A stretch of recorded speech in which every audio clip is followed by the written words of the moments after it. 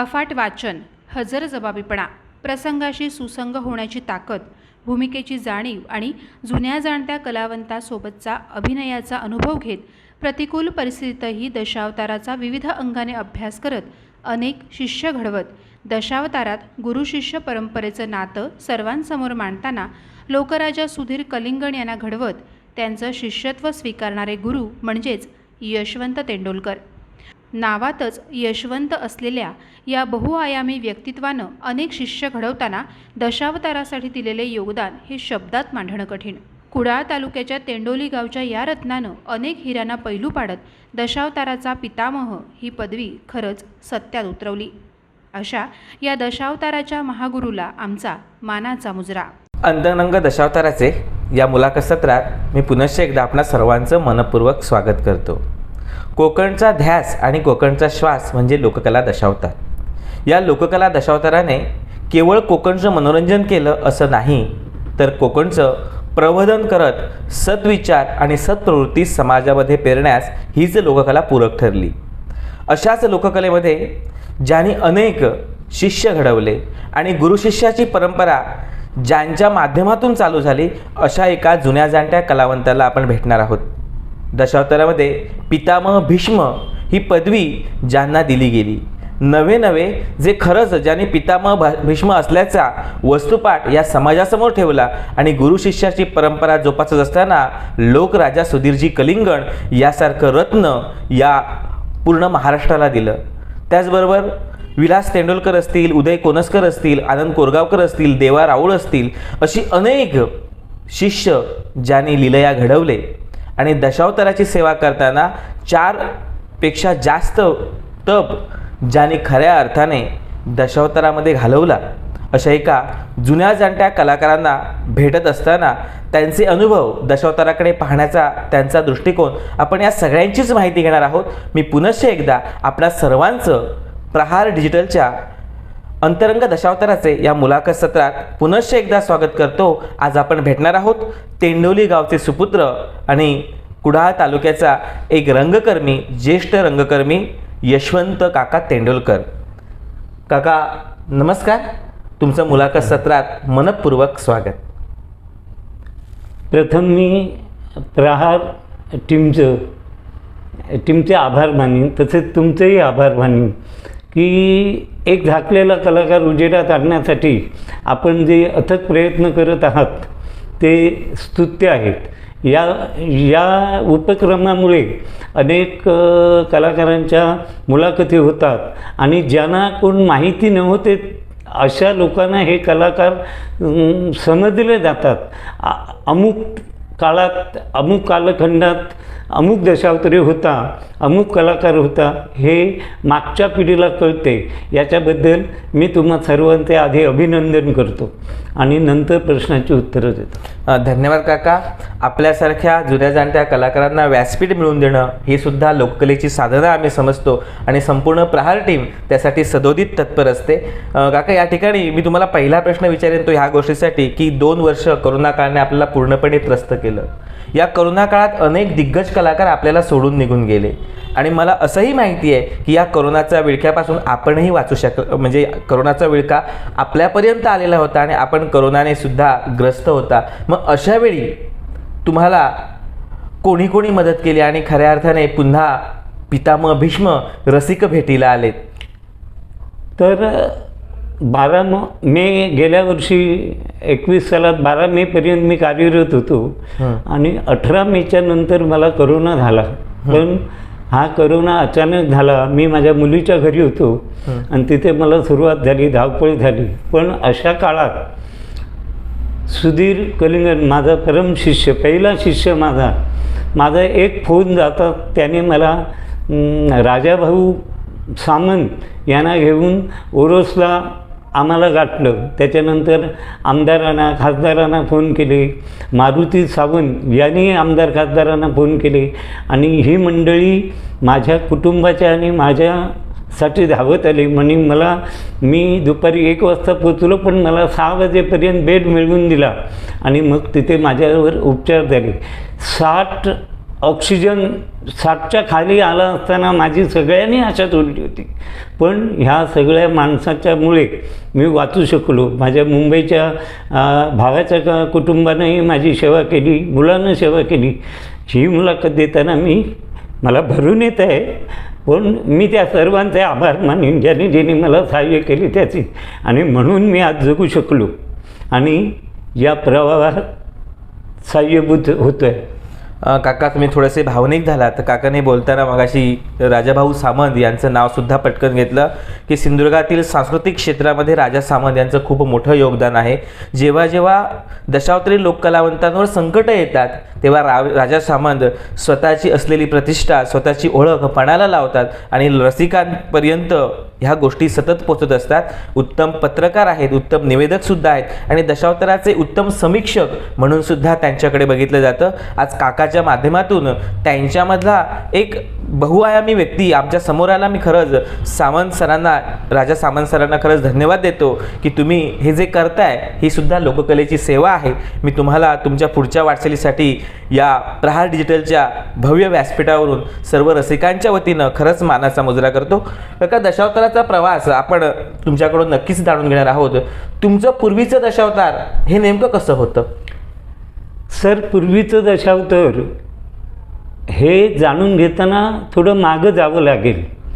पूर्वीच्या काळी आपल्या लोकांमध्ये कल्पना होती की कर्नाटकामधून आलेले गोरे बंधू भिक्षुकीसाठी सिंधुदुर्गात आले किंवा त्यावेळच्या रत्नागिरी तालुक्यात आले आणि त्यांनी येताना कला आणली असं सांगितलं जातं. पण रसिक जन हो, मी अभ्यास केला, या कलेत शिरकाव केल्याच्या नंतर अजूनही काही गावात मोराचे मुखवटे आणि गणपतीचे मुखवटे देवळामध्ये आहेत. तर हे पूर्वीचं आपलं दशावतार हे प्राथमिक अवस्थेत ज्याच्या गावी जत्रेची तीत असली की ते गावकर, ती मंडळी ते मुखवटे घेऊन कला सादर करायचे आणि पुन्हा ठेवून द्यायचे. नाट्यप्रकार हा नंतर आला, पण हे गोरे ज्यावेळी आले, हे 5-6 भावंड भिक्षुकी करून आले. कर्नाटकात जो यक्षगान आहे तो दशावताराच्या जवळपासचा आहे. बरोबर. आणि तिथून त्यांनी येताना काही चांगल्या गोष्टी आणल्या, त्या दशावतारात मिसळल्या. विखुरलेलं दशावतार हे तिथेप्रमाणे लावलं त्यांनी आणि आपापसात गावं वाटून घेतली. पहिले ते कर्नाटकातून येताना नारिंगरे या गावी आले, तिथून ते वालावलला आले. वालावलला स्थायिक झाल्याच्या नंतर त्या काळचं चंदनवन म्हणजे आताचं चेनवन गाव, याच्यात ते वार्षिक चालू केलं त्यांनी. त्यांना जमीन सुटली. नंतर त्याच्यापैकी 2 भावांनी कवठी गावात वास्तव्य केलं आणि बाकीच्या 5 भावांनी त्या काळाप्रमाणे आपली लग्न करून वंशावळ वाढविली आणि हे जे विखुरलेलं दशावतार होतं ते एकत्र केलं आणि एका भावानं एक भाग आपल्याकडे वार्षिकासाठी ठेवून दिला. फोंडाघाटचं एकाकडे, कणकवलीचा एकाकडे, वेंगुर्ल्याचा एकाकडे, कुडाळचा एकाकडे, असं तिथे वार लावून दिलं त्याने आणि दशावतार झाले. आणि या दशावतारात ग्रीक लोकांनीही थोडीशी भर घातली, कारण देवगडात मसाल्याचे व्यापारी यायचे. ते ग्रीक लोक लाकडाचे मुखवटे आणून तिथं त्या भाषेत ते आपले दशावतार चालू करायचे. म्हणजे ती लोककला ते करायचे जहाजावर. आणि त्यातले मुखवटे, लाकडी मुखवटे हे आमच्या लोकांनी उचलले आणि ते दशावतारात आणले. काही या गोरेबंधूंनी आणले. रंगरंगोटी, सजावट, वाद्य या बऱ्याच गोष्टी या गोरेबंधूंनी या दशावताराला दिलं आणि हे दशावतार चालू झालं. पण मुळात हे आपलं कोकणचं दशावतार म्हणजे लोककला आहे, ही मूळ ब्रह्मलिखित आहे. ब्रह्मलिखित आहे, कारण सामवेदात याचा प्रामुख्यानं उल्लेख केलेला आहे. सामवेदातून गायन, ऋचा, वाद्य ह्या सगळ्या ज्या कला आल्या त्या सामवेदातून आलं आणि त्याला गणपती ही आराध्य देवता समजली गेली. आणि असं करत असताना आपला राजा नहुष ज्यानं नहुषोडा महत्वाकांक्षी राजा होता, त्याने देवावर स्वारी करून इंद्राला पराजित केलं. इंद्र 100 वर्ष त्यावेळची त्याला इंद्रपद नव्हतं आणि नहुषानं स्वर्गाचं राज्य सांभाळलं. त्यानंतर नहुषानं देवांकडे विनंती करून ती नाट्यकला आपल्या मृत्यूलोकात आणली. भरत मुनींनी जवळजवळ आपले 100 शिष्य म्हणजे गंधर्व कन्या ही नाच गाण्यासाठी मृत्यूलोकात आणली. बरेच दिवस त्यांची वास्तव्य इथे राहिली. त्यांची लग्न कार्य इथल्या स्त्रियांशी झाली आणि त्यांचे वंशज या कलेत समाविष्ट झाले. पण ही ब्रह्मलिखित कला पण आमच्या लोककलेत जमा कशी झाली तर आमचे जे आदिमानव तयार झाले त्यांनी त्यांची राजाश्रयाची कला बघता बघता आपली आपण ज्या परिस्थितीत ज्या भागात राहतो ती आपली कला सादर करण्यास सुरुवात केली. तो जो आविष्कार केला तो दशावतारात मोडू लागला आणि म्हणून कोकणचं हे दशावतार ही लोककला म्हणून प्राधान्याला पावले. असा दशावताराचा इतिहास आहे. पण आमच्या काही जाणकारांनी आणि सांगितलं की हे दशावतार गोरे बंधूने आणले, त्याला 800 वर्षाची परंपरा आहे. पण माझ्या वाचनाप्रमाणे किंवा माझ्या माहितीत आलेल्याप्रमाणे ही कला ब्रह्मलिखित आणि पहिला ग्रंथ लिहिल्यापासूनची आहे. याला कारण आत्ताची सुद्धा देता येतात. त्यावेळी विष्णूनं स्त्रीचं रूप मोहिनीचं घेतलं. आज आमच्या दशावतारात बघा ना आमची पुरुषच स्त्रीपाठ करतो आहे. त्याच्यामुळे ती परंपरा चालत तिथूनच आली आहे. त्याच्यामुळे दशावतार म्हणजे यक्षगान हे नाही, यक्षगानाच्या जवळचा प्रकार आहे. यक्षगानच नाही पण मी तर पुढं जाऊन असं सांगेन प्रत्येक भागामध्ये दशावतार आहे. पण ते दशावताराचं सादरीकरणाचं माध्यम आणि सादरीकरणाची कला ही त्या प्रदेशानुरूप आहे. असं हे पूर्वीचं दशावतार होतं. आणि ते या गोरे कारण आमचे मराठी समाज हा एवढी गणपतीची सेवा करू शकत नव्हता म्हणून एका गावची एक जत्रा झाली की ते ठेवून द्यायचे. पण आमच्यात पूर्व बापजाद्यांनी ही कला त्या 5-6 बंधूंकडे दिली. तिथीवार त्यांनी ती मार्गाला लावली. कारण ब्राह्मण म्हटल्याच्या नंतर स्वच्छ आणि उपासक असतात आणि म्हणून ही कला त्यांच्याकडे गेली. आताच्या काळात सांगायची तर त्यांची कला ही दुसऱ्या जातीमधून सुद्धा दिसते. ते का कसं याचा इतिहास फार मोठा आहे. खरं तर कला ही प्रवाही असते आणि तिला जातीचं धर्माचं पंथाचं बंधन कला ही भावना प्रधान आहे. या कलेमध्ये दशावतार प्रामुख्याने दशावतारामध्ये भावना प्रधान म्हटलं जातं त्याला कारण आपल्या भावनांचा खेळ हा जिथे मांडला जातो आणि खेळला जातो तो दशावतार. आता तुम्ही काका खूप सुंदर सांगितलं की दशावतार हे भावना प्रधान आहे आणि हा भावनांचा खेळ आहे.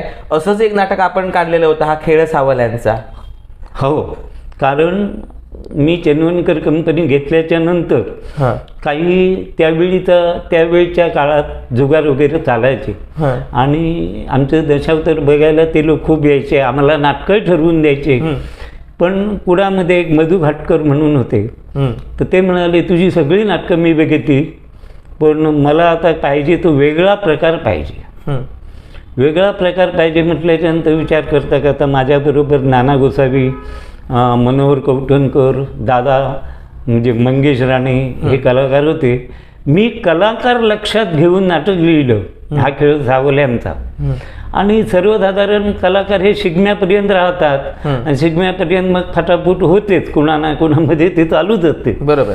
मग 8 माणसाचं नाटक 6 माणसात कसं करता येईल त्या पद्धतीत मी ते नाटक स्वतः लिहिलं हा खेळ सावल्यांचा. मी अशी बरीच नाटकं त्यावेळी लिहिली होती. अग्रपूजा म्हणून एक भिल्ल घराण्यावर लिहिलं होतं. त्याचा पर्याय असा त्याला परिणाम एका गावात त्यावेळी आपला रत्नागिरी हे होता म्हणजे कोर्ट वगैरे रत्नागिरीला चालायचं. त्या गावाला 140 कलम 44 कलम लागलं होतं. आणि त्या माणसांची वकिलासहित रात्री गाडी आली आणि तो अग्रपूजेचा खेळ मी त्या गावात केला. सकाळी दोन्ही पार्टीची माणसं तिथं आली माझ्यासमोर बेदागीची पावती करताना आणि माझ्याकडे क्षमा मागू लागली की आम्ही जे केस उभी केली आणि आतापर्यंत झगडत राहिलो, मोठा कोण आणि लहान कोण, रात्रीच्या तुमच्या नाटकानं आमच्या डोळ्यात अंजन घातलं. आजपासून आम्ही ही केस काढून टाकत आहोत, आम्ही समभावानं गावात राहू. म्हणजे असे सुद्धा खेळ माझ्या कारकिर्दीमध्ये मी केले. खरंच रसिको, लोककला केवढी ताकदवान असते बघा, लोककलेची ताकद किती असते बघा. जी कोर्ट केसमध्ये जे केस ही कोर्ट लढत होतं किंवा ज्या ठिकाणी अशा हाणामारीचे प्रसंग उद्भवत होते, अशा ठिकाणी अग्रपूजेचा मान हे नाटक माणसांच्या भावनेमध्ये किंवा माणसाच्या विचारामध्ये किती परिवर्तन करू शकते. म्हणून मी अगदी सुरुवातीला सांगितलं की दशावतार फक्त मनोरंजन करत नाही तर ती प्रबोधन करत असते. आणि काकांना एवढा मोठा काकांकडे ज्ञानसंग्रह आहे, काका एक उत्तम वाचक आहेत, व्यासंगी वृत्तीचे आहेत, अनेक गोष्टी त्यांच्यामध्ये. आणि त्यांनी पूर्वी अगदी सुरुवातीलाच आपल्याला ठासून सांगितलंय की ही लोककलेला ब्रह्मदेवापासून किंवा त्या सामवेदामध्ये या कलेचा आपल्याला संदर्भ येताना दिसतो आणि ती कशी कशी आली. पूर्वीचं दशावतार आणि आताचं दशावतार असं काकांना मी प्रश्न विचारला. पण हे सगळं जाणत असताना काका, आपण अगदी प्रतिकूल परिस्थितीमध्ये दशावतार जपलेली माणसं आहात. तुम्ही खर्डेकर महाविद्यालयामध्ये FYचं शिक्षण घेणारे विद्यार्थी होता. मग FYचं शिक्षण घेणारा विद्यार्थी, तुम्हाला 27 एम्प्लॉयमेंटचे कॉल आलेले होते. तुम्ही कुठेही सरकारी ऑफिसर, सरकारी नोकर म्हणून जाऊ शकला असता, कारण त्यावेळेचं 11वी त्यावेळेची 13वी म्हणजे काय कमी शिक्षण नव्हतं. मग तुम्ही लोककलेकडे कसे काय वळलात? त्याचं असं झालं, 2 भाऊ म्हणजे नोकरीला होते आणि इकडे परिस्थिती आमची बेताचीच होती. पण आम्ही 12 बलुतेदार याच्यामध्ये आमचं कुटुंब मोडलं होतं. म्हणजे गावच्या देवाची वर्षभर सेवा करावी लागते आणि त्याच्यासाठी आम्हाला मानधन म्हणजे जमीन वतन सुटलेलं आहे. आता ते सांभाळण्यासाठी कुणीतरी पाहिजे. दुसरी गोष्ट, मी एवढ्या लांबचा म्हणजे तेंडोली ते वेंगुर्ला प्रवास करू नये, शाळा मला सोडावी लागली. त्यावेळची प्राप्त परिस्थिती, माझ्यावर हे नव्हतं, पण माझे आपलं घर बांधण्याचा योग आला. तर वडील माझे म्हणाले, आता ते भाऊ पैसे देणार, तुलाही घर पाहिजे, मग तू काय करणार, तू आता कॉलेज सोड आणि याला मदत कर. मग आम्ही वडिलांचं ऐकणारे होतो. मी अजूनही त्या धर्तीचा आहे. मी माझा 8 वर्ष किंवा 9 वर्षाचा नातू आहे. त्याला पत्र लिहिताना मी आधी सांगतो, ज्याला आईबाप कळले त्याला जगातले सगळ्या गोष्टी कळल्या. आईबाप आधी कळले पाहिजे. त्याच्यामुळे आम्ही आज्ञाधारकपणाने इथे राहिलो. आणि त्यामुळे उपजीविकेचं साधन, मुळात मला शालेय जीवनात पडदे नाटकांची आवड होतीच. पण आमच्या गावात काहीतरी अशी मुलं नाटक करायची. त्यावेळी त्यांनी मला एका नाटकात काम दिलं. मी ते केलं, लोकांना भावलं. आणि नंतर मी एक रवळनाथ दशावतार नाट्य मंडळ एक संस्था आमच्या गावातल्या मुलांनी स्थापन केली. आणि त्याच्यातून आम्ही नाटकं करायचे बसून 10-10, 12-12 तालमी करायचो. आणि मग ते नाटक कुठंतरी लावायचो. धन्य तो देवदास, खुनी शशांक, वीरचक्र, अशी म्हणजे दशावतारांची बघितलेलीच नाटकं त्यावेळी आम्ही करायचो. पण व्यवस्थित करायचो. महिन्याकाठी 20-20 प्रयोग व्हायचे आणि त्यावेळी आमच्याच गावातले कलाकार असायचे. आणि त्यातून मग माझी लोक आवड वाढत गेली. आणि त्याच्याबरोबर दशावतारीची ही जी मंडळ होती त्यांच्यापर्यंत एक अमुक गावाचा कलाकार आहे, माझे गुरु वामनदाजी तेंडोल उर्फ खानोलकर, त्यांनी माझी प्रसिद्धी केली की आमच्याकडे एक पोरगा असाचा झालो. मग डबल मेळाच्या वेळात किंवा कुणी कलाकार अनुपस्थितीत राहिला का मला बोलवायला लागली. आणि मला या कलाकार घडविताना बाबा राणे कोणसकर, त्याच्यानंतर बाबा पालव, गंगाराम उठवणेकर या माणसांनी मला पुढं आणण्यासाठी त्यांची मंडळ होती. त्याच्यात वामनदाजीबरोबर मला बोलून, मला काम देऊन मला त्यांनी पुढे आणण्याचं मोठं काम केलं. आणि त्याच्यानंतर मी 1985 सालात म्हणजे खानोलकर कंपनी, बाबी कलिंगन यांनी कंपनी चालवायला घेतली.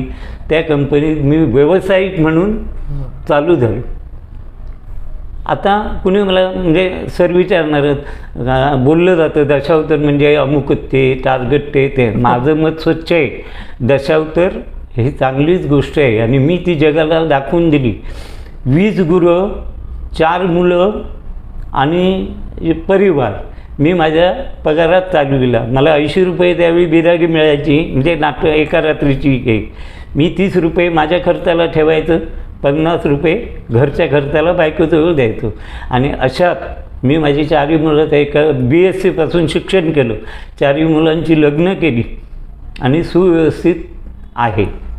दशावतार लोककला काय करू शकते त्याचं मूर्तिमंत उदाहरण म्हणजे काका आपल्यासमोर आहे की 4ही मुलांना योग्य त्यांच्या कुवतीनुसार BSc पर्यंत शिक्षण देणं आणि त्यांचे संसार साठून आज ते खुशाल या लोककलेचा आनंद घेत आहेत. काका, व्यावसायिक कंपन्यांमधून आपली सुरुवात झाली आणि सुरुवातीचे दिवस तुम्ही दिग्गज कलावंतांबरोबर काढलात. त्यामध्ये आमचे रंगाभाऊ खानोलकर असतील, त्याचबरोबर तुमचे मी सांगतो ना, मी एवढा भाग्यवान कलाकार आताच्या कलाकारात अजून ह्यात आहे.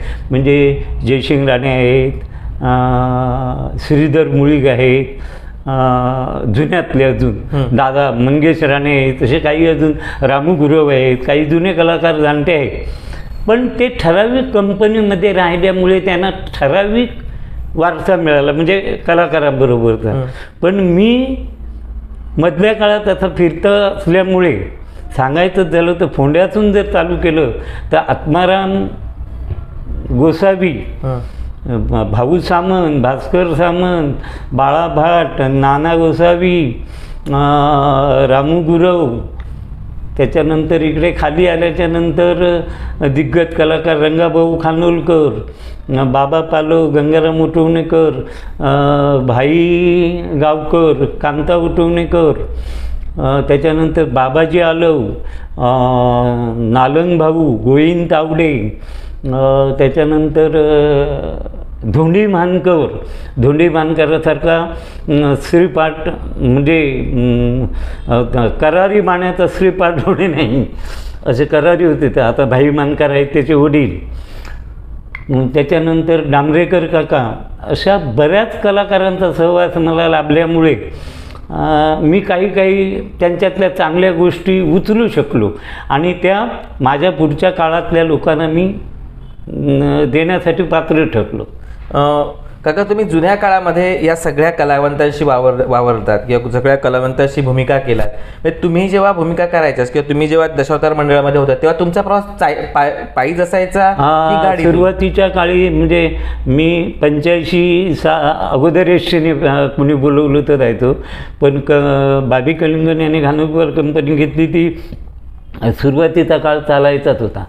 त्यात आणि बिराडं करायचा काळ होता. म्हणजे एक 15 किलोमीटरचं अंतर असलं तर एक 8-10 किलोमीटरच्या सकाळचं बिराड 10 किलोमीटरच्या अंतरावर करायचो, संध्याकाळी 5 किलोमीटर चालायचो.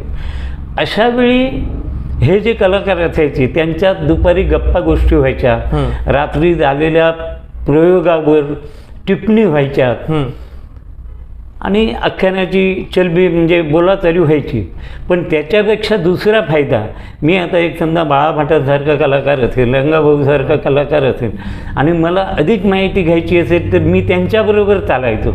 म्हणजे कसे, ते कसं, हे कसं, ते कसं, ही विचारपूस करून आपल्याला काही गोष्टी माहिती पडायची. माझे गुरु वामनदाजी हे तर माझ्याच गावचे होते, पण घरी कधी आम्ही बसून चर्चा केली नाही. पण प्रवासात, नाटकात हे केले. आता माझे गुरु असले तरी त्यांची आमची भांडणं झाली नाही याच्यातला प्रश्न नाही. भांडणं झाली. एक किस्सा म्हणून सांगतो. कलिंगन कंपनीत म्हणजे खानोलकर कंपनीत अखेरचा गौरव नाटक मागितलं आणि तिथं बाबी कलिंगन मला म्हणाले, दाजीना घेऊन येतो संध्याकाळी.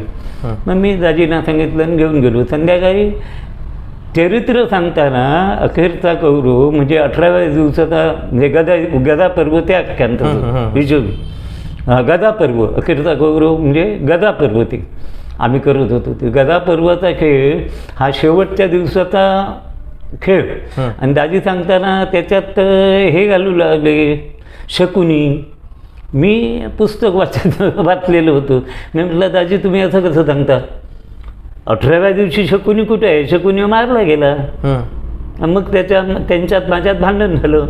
मग तू काय पुस्तकं वाचलीस, मी काय पत्रावळी वाचली, अशी झाली. पण ते तेवढ्या पुरतं. पण हे कसं होतं, त्यावेळचा जाणता कलाकार जे सांगत होते ते पुढं चालायचं. कारण मी वसंत परुळेकर यांचा जमदाग्नी बघितलेला होता. मी मग करायचो, पण त्यांचा मी बघितलेला होता.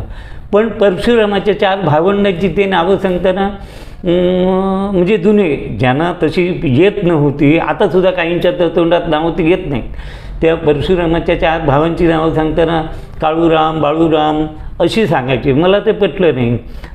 मी ते वाचलं, मी सांगितलं अशी नाहीत, अशी अशी नावं आहेत. मग ते मान्यही करायची, की म्हणायचे अरे पोरं आम्ही कुठं वाचलं, आम्ही काय ऐकून करतो. ते होते अंगठेवाद्य, पण भूमिका छान करायचे. त्यांच्या ते माझे काही गोष्टी आदर्शासाठी पात्र आहेत. कारण मिळालेल्या नाईटीत कसा खर्च करायचा आणि कसा संसार करायचा हे मी त्यांच्याकडून शिकलो. मी आता 15 वर्ष कंपनी चालवली, पण जयसिंग भाऊ राणे यांच्याकडून मंडळी कशी समजायची आणि समज घेऊन चालवायची हे मी त्यांच्याकडून शिकलो.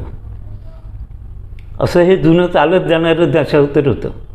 म्हणजे इथे कोणत्या भेदभाव नसतात. ते भाऊ सांगायचे तर हे ज्ञान दुपारी अमुक बिराट करा, संध्याकाळी मी गाडी घेऊन येतो.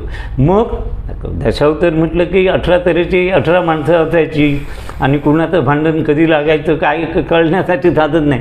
पण अशा वेळी ते न होता शांततेने जेवण, शांततेने प्रवास असं करून मी ते चालवून घ्यायचो. पण आदर्श ते माझे आहेत. म्हणून त्या पुढच्या 15 वर्षात मला हे ददात पडले नाही किंवा कुणाला काही विचारायला लागलं नाही. माझ्या ते अंगी मुरलं नाही. खरं तर चिनवणकर गोरे दशावतार नाट्यमंडळाला ग्लॅमर मिळवून देण्यामध्ये तुमचा खूप मोठा वाटा होता. जेव्हा तुम्ही नेतृत्व त्याचं करत होता ते सक्षम नेतृत्व होतं. नाही, त्याचं असं आलं, ती कंपनी एकदम डबगाईला आली होती. म्हणजे त्यांचं वार्षिक वगैरे हेच नाही, कारण परिस्थिती बिदागी वाढलेल्या होत्या, पगार वाढत गेले. बिदागी का वाढत नव्हत्या, ही मंडळी म्हणजे जी मालक चालक कोण होते, बऱ्याच लोकांनी ती कंपनी चालवली. तर कशी तरी माणसं न्यायची, मग लोक पैसे कसे देणार. पण मी पहिला मेळ घालताना माणसंच अशी A1 माणसं ठरवली. मंगेश राणे, नाना गोसावी, त्याच्यानंतर बाबाजी आलव, आत्माराम पुणेकर, सुरेश गुरव, मनोहर कौठणकर अशी दिग्गज माणसं ठरवली. मी पगाराचा विशेष केला नाही. मी फक्त एकच झालं, माणसं कलाकार बरे असले तर वार्षिकामध्ये गमावलेले पैसे नाटकी धंद्यामध्ये उभे करता येतील. आणि गजानन माझ्या मागे उभा राहिला आणि ज्या कंपनीची 70 वार्षिक झाली की दशावतार बंद व्हायचं, ते दशावतार 180 दिवस चाललं. अशी 13 वर्ष मी पुरं केली. त्याच्यानंतर त्यांना घेण्याची इच्छा झाली. मी म्हटलं माझी खंडाची शेती आहे, तुम्हाला पाहिजे तुम्ही घ्या. मी माणसाबरोबर मी केलं स्क्रीन किंवा भांडण करेन, पण गणपतीबरोबर मी करणार नाही. योगायोगानं आरोलकर कंपनी पुन्हा माझ्याकडे आली. आरोलकर कंपनीचंही तेच, माणसं चांगली ठेवली, 2 वर्ष चालवली. 2 वर्ष चालवत असताना 180 दिवसाच्या खाली नाही, तर त्यांची 65 लाख जत्रा झाले की काही नाही. पण अशी दशावतार मंडळी मी ऊर्जित अवस्थेला आणली. पण मी त्याच्यात कमवणार किती, गमवणार किती नाही, त्याच्यात नाव कमवलं. आणि काही गोष्टी मी दशावताराला दिल्या, कारण आम्हाला भरड्यावर बसावं लागत होते. तिथे पत्रावळी किंवा केळीची पानं ही फाटायची, कलाकारांना नीट जेवता यायचं नाही. मग मी कंपनी घेतली त्या वर्षापासूनच प्रत्येक कलाकाराला ताट आणि तांब्या दिला. जाताना त्यांनी जेवून झाल्याच्यानंतर आपल्याकडे ठेवायचा, जाताना आपल्या घरी घेऊन जायचा. जो कलाकार माझ्याकडे 15 वर्ष राहिला त्याच्या घरात आज 15 ताटं आणि 15 तांबे आहेत. तसं दशावताराला मी टक्कल दिलं. पूर्वी टक्कल नव्हते, पगडी बांधायचे भटजी ब्राह्मण वगैरे गेले तर. 1992 झाला तर सारस्वत बँकेची स्पर्धा आली. त्याच्यात ऋतुध्वज सती महाराजचा व्याख्यान दिलं होतं. ब्राह्मणाची भूमिका मी करायचो. तर ते वर्धमान जवळून ते टक्कल आणून मी लागलो. ते आता सर्वसाधारण सगळे ब्राह्मण लावतात. त्याच्यानंतर दशावतारात पहिला ट्रिक्सींचा प्रयोग 93-94 सालात मी केला. आणि तो करत असताना मी त्याच्यात ढोलकी, व्हायोलिन आमची रोजचा पेटी मृदंग हे असायचं. पण मी दशावतारात व्हायोलिनही आणलं आणि ढोलकी आणली, पण परिस्थितीनुरूप ते चाललं नाही. कारण इकडे व्हायोलिन वाजविणारे कमी आणि असले तर त्यांचं आमचं नाटकाची बिदागी आणि त्यांचे पगार परवडत नसल्यामुळे आम्ही ती प्रथा काही चालू ठेवली नाही. पण मी ते प्रयोग करून बघितले. म्हणजे खरं तर माणसाने प्रयत्नवादी असणं गरजेचं आहे. गीता गाती ज्ञानेश्वर हे ते ट्रिक्सीन नाटकं होतं. म्हणजे दशावताराला पहिल्या ट्रिक्सीनची मुहूर्त मेढ ज्या राजाने रोवली ते हेच ते काका की ज्याने खऱ्या अर्थाने ट्रिक्सीन हा एक वेगळा प्रयोग दशावतारामध्ये केला. आज मला या ठिकाणी आवर्जून सांगावंसं वाटतं की सर्वाधिक ट्रिक्सीन नाटकं करण्यामध्ये तुमच्या शिष्याचा सगळ्यात मोठा वाटा आहे. त्या सुधीरला मी नंतर माझं हे झाल्याच्या नंतर सुधीरला मी पहिला शनिविक्रम नाटक पहिला प्रयोग काढून दिला. त्याच्यात ते ट्रिक्सीन मी ठरवून दिले, मी सांगितले, प्रवेश हे ते सगळं मी करून दिलं. त्याच्यानंतर चौरंगीनाथ मी करून दिलं. त्याच्यानंतर साईबाबा त्यानेच काढला होता, उत्तम करायचा. बाकीची नाटकं त्यांनीच काढली आणि त्यांनी केली, कारण मी इकडे माझ्या कंपनीत बिझी असायचो, त्याच्यामुळे मी काही जाऊ शकलो. काका, तुमचं गुरु शिष्याचं नातं हे एक संपूर्ण विश्वालाच, आपल्या दशावतार विश्वाला एक कोडा आहे. नेमकं आपण गुरुशिष्य परंपरा सुधीर काकांपासून जोपासतात, म्हणजे कसं काय तुमचं गुरुशिष्याचं नातं हे सुरू झालं? त्याचं झालं पहिल्यांदा मी ज्यावेळी 85 साली कंपनी कलिंगडाने घेतली, त्यावेळी ही दोन्ही मुलं 13-15 एवढ्याच वयाची होती आणि त्या वर्षी मी तिथे होतो. नंतर ही दोन्ही मुलं कलिंगण काकाने माझ्या स्वाधीन केली. यांचं तू बघ. त्याच्या आधी सुधीर कुठं असा बाप घेऊन, म्हणजे काका घेऊन जायचे तिथे, कोणी लहान बालक, चिलियाबा किंवा कृष्ण असं त्याला आवड होती. पण शिक्षण कमी, नोकरी तर नाही. त्यांनी पण ती मुलं माझ्याकडे दिल्याच्या नंतर आम्ही पहिला खेळ लवांकुश काढला आणि मी मध्ये 2 बाजूला ते दोघे असायचे, बाळा आणि सुधीर.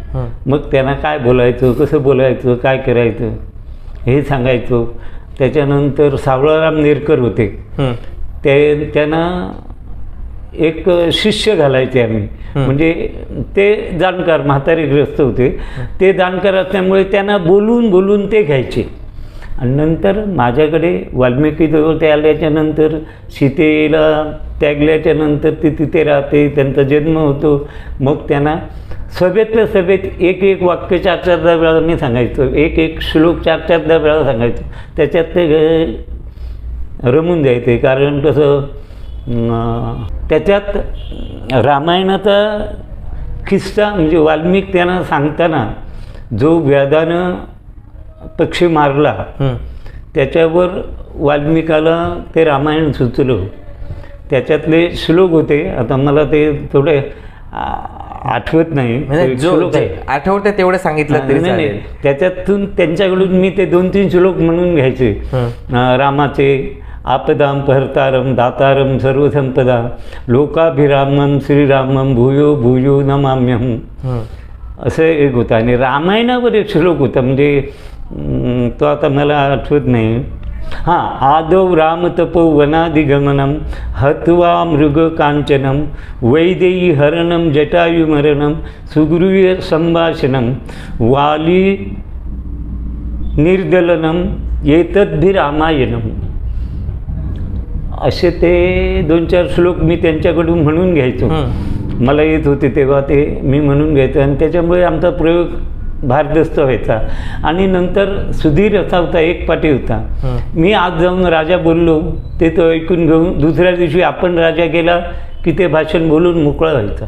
आणि मी जर राजा आधी जायचो असलो नंतरच्या काळात, तर मला हात जोडून सांगायचं, काका मी अजून जायचं आहे, माझं भाषण तू बोलायचं नाही. मग मी नीती दुसरी तयार करून बोलत असे. मी जेवढ्या नीती तयार केल्या तेवढ्या सुधीर बोलायचा. मी जेवढे संस्कृत श्लोक त्याला सांगितले तेवढे मी सांगायचो त्याला, आणि तेवढे ते ते ओधवून ते स्वच्छ. 7वी-8वी शिकलेला मुलगा एवढं संस्कृत बोलू शकत नाही, पण मी शाळेत असताना आम्हाला संस्कृत होतं, त्या संस्कृतावरून मी त्याला शिकवायचो. पण तो एवढा एकपाठी होता की ते श्लोक अर्थ त्याला कळत नव्हता, पण श्लोक त्याच्या तोंडपाठ व्हायचे आणि तो त्या प्रवेशाला बोलून जायचा. त्याचं होतं. पण एक अस्मिता असते ती ज्याची त्याच्याचकडे असते. कारण मी नीती तयार करायचो आणि बोलायचो. आजही जरी मी बोलायला लागलो तरी मी पूर्वीच्या जे राजे लोक नीती बोलायचे ते मी आज बोलत नाही. आज माझे प्रश्न वेगळे असतील, भ्रूणहत्या असेल, नारीबद्दल भाषण असेल, पाण्यावर असेल, शिक्षणावर असेल. मी राजा असलो तरी राजानं काय केलं पाहिजे हे मी बोलून जातो. भ्रूणहत्या करू नका, स्त्री हत्या करू नका. मी तो माझा विषय राजकर्त्याच्या विषयात मांडतो आणि तो लोकांना भागतो. आता ही स्पर्धात्मक राजकारणाची दौडगोळ, पक्ष कोण फोडतो कोण जोडतो. मग मी सुद्धा ते राजकारणातच बोलतो. अरे अनेक सेनापतीला त्याला फोडा, त्याला द्रव्य द्या, त्याला आणा. म्हणजे विषय हाच असतो पण मांडायची पद्धत वेगळी असते. त्याच्यामुळे त्याने त्याच्या ज्या राजनीत्या कॅसेटमधून प्रसिद्ध झाल्या त्याच राजनीत्या माझ्या पुढचे इतर शिष्यही तेच बोलतात. हे सुधीर, पण सुधीरची वाणी स्वच्छ सुंदर असल्यामुळे तो बोललेलं लोकांच्या हृदयापर्यंत, डोक्यापर्यंत सोडा पण हृदयापर्यंत पोचलं म्हणून अजून जनमानसात सुधीर आहे. काका, सुधीर काका एस टी ड्रायव्हर होते आणि अशावेळी तुम्ही सुद्धा त्यांच्याबरोबर कुडाळ ते सावंतवाडी असा प्रवास करायचाच. त्यामध्ये सुद्धा तुमचं हे दशावतारी ज्ञान तुम्ही त्याला देत असायचंच. नेमका काय अनुभव? असं प्रवासात तो माझ्याबरोबर असला की तो शंका कायम विचारत असे आणि त्यांनी विचारलेल्या शंका त्याच्या पद्धतीनं मी मांडत होतो. मध्यंतरी आम्ही एक राजा पौंड्रक म्हणजे प्रतिकृष्ण एक नाटक काढलं होतं आणि त्या प्रतिकृष्णामध्ये मी काशीराजा असायचो. दुसरा एक माझा शिष्य संजय वालावकर तो पौंड्रक असायचा आणि सुधीर असायचं. तर सुधीरची भाषा स्वच्छ, पण सुधीरला संस्कृत श्लोक हे तसे जमत नव्हते. म्हणजे घोटून तो करायचा त्या. तर त्याच्यात कसं व्हायचं, मी काशीराजा पुढे असल्याच्यानंतर आणि त्याच्या आधी संजय वालावकर आणि सुधीर यांचा प्रवेश असल्यानंतर संजय वालावकर त्याला डावा ठरवून पुढे द्यायचा. त्याच्यानंतर माझ्याकडे आल्याच्यानंतरसुद्धा मी त्या मित्राचीच बाजू मांडायचो. पौंड्रक हाच खरा कृष्ण असे असं बोलताना मी त्याला दोन श्लोक म्हणत होते. काक कृष्णा पिक कृष्णा को भेद काक पिकयो हो, वसंत समये प्राप्ते काक काका पिक पिका.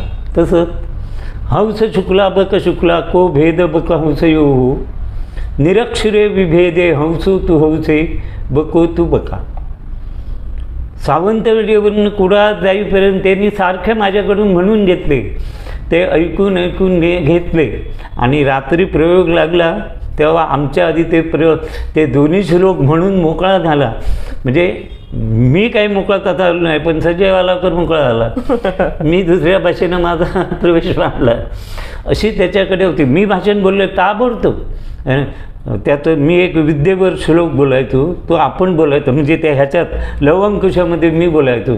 न चौर्यहार्यम न च राज्यहार्यम न भारतभाज्यम न च भारकारी व्यये कृतम एवं वर्धते विद्याधनम सर्वधनम प्रधानम. तो चांगल्यापैकी श्लोक म्हणायचा. त्याच्यानंतर आकाशात पतितम तोयम यथा गच्छति सागरम सर्वनम देव नमस्कार हा केशवम प्रति गच्छति. ही सुधीरजी सगळी संस्कृत श्लोक बोलत होता.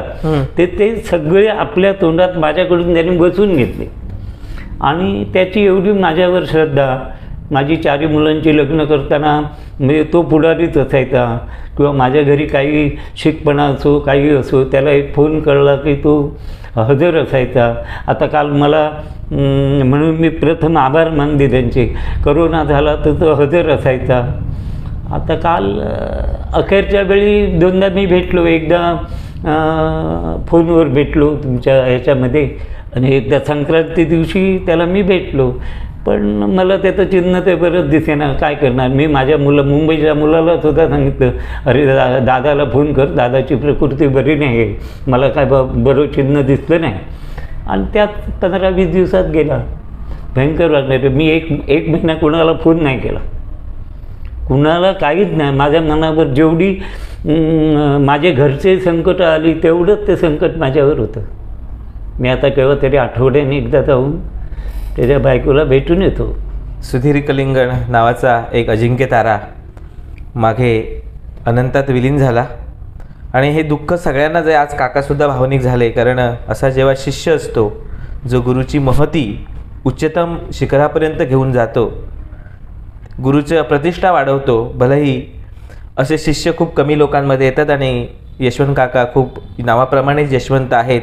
कारण सुधीरसारखा एक लोकराजा त्यांच्या हाताखाली वाढला, मोठा झाला. चुकता गुरुपौर्णिमेला मला तो फोन करायचा 7 वाजायला, बरोबर 7 वाजायला बायकोला बरोबर घेऊन फोन करायचा आणि त्यावेळी श्लोक म्हणायचा, गुरुर् ब्रह्मा गुरुर् विष्णू गुरुदेव महेश्वरा गुरु साक्षात परब्रह्म तस्मै श्री गुरवे नमः.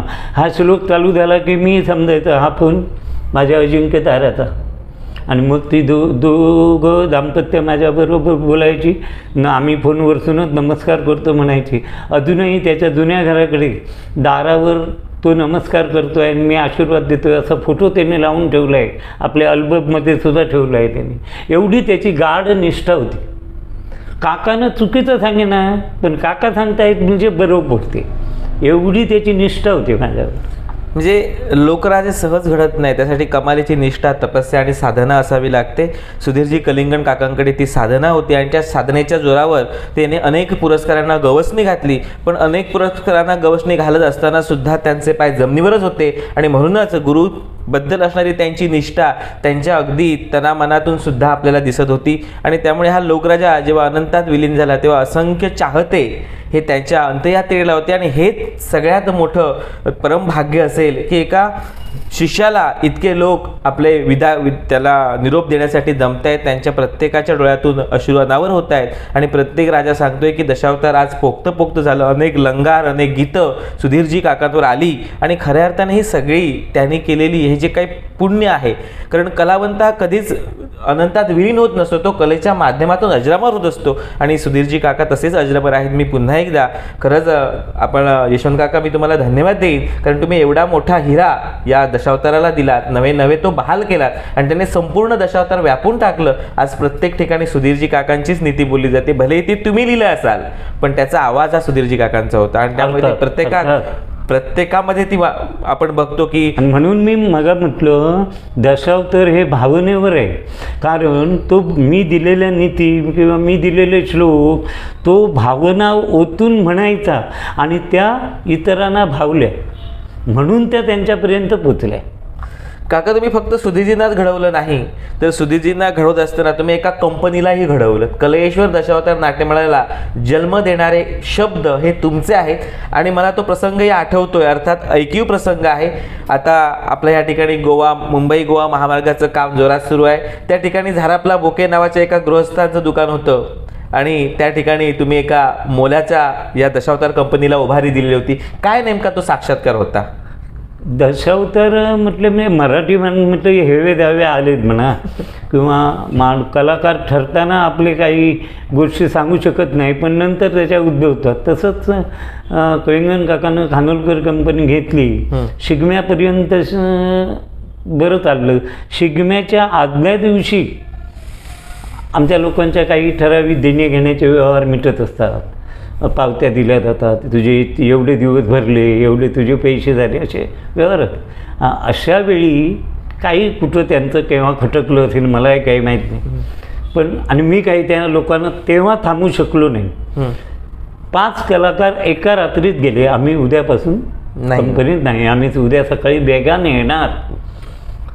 कलिंगण काकांच्या पायाखालची जमीन सरकली आणि ही मुलं त्यावेळी जाणती नव्हती. पहिलंच वर्ष होतं त्यांचं तर नव्हतं. ते अगदी रडकुंडीला आले. मी त्यांना सांगितले तुम्ही घाबरू नका. वसा कारण त्याच्या आधी 3री-4थीच्या पुस्तकातून ते घेतला वसा टाकू नका माझ्या वाचनातून गेलं होतं. मी सांगितलं हा घेतलेला वसा तुम्ही टाकू नका, पुढं चालण्याचे प्रयत्न करा. चालत असताना कशी वाट असून दे पण मार्ग सापडणार. तेव्हा तुमची कंपनी 7व्या दिवशी चालू होईल. त्यावेळी 7व्या दिवशी पुन्हा तुम्हाला गेलेले कलाकार आपण ह्या 5 दिवसात जमूया, भेटूया, जमा करूया. एवढी उभारी दिल्याच्यानंतर मला ते बारीक टकली म्हणायची, तू सांगतो आहेस म्हणजे होणार, तुझी वाणी म्हणजे होणार. आणि दैवसंयोगात आम्ही पुन्हा ती 5ही माणसं त्या लेवलची भरली आणि पुन्हा पाऊस पडेपर्यंत आमची नाटकं चालली. पाऊस पडेपर्यंत. पावसात नाटकं बंद करावी लागली. असा त्यावेळचा एकामेकांना पाठिंबा देण्याचा धीरोदात्तपणा होता आणि तो आम्ही दाखवला आणि त्या ह्याच्यावर त्यांनी केली. काकांवर एक प्रसंग आला होता बावगावात, लवांकुश चरित्र, आणि त्याच्यात एक परीट असतो आणि तो परीट बोलतो ना,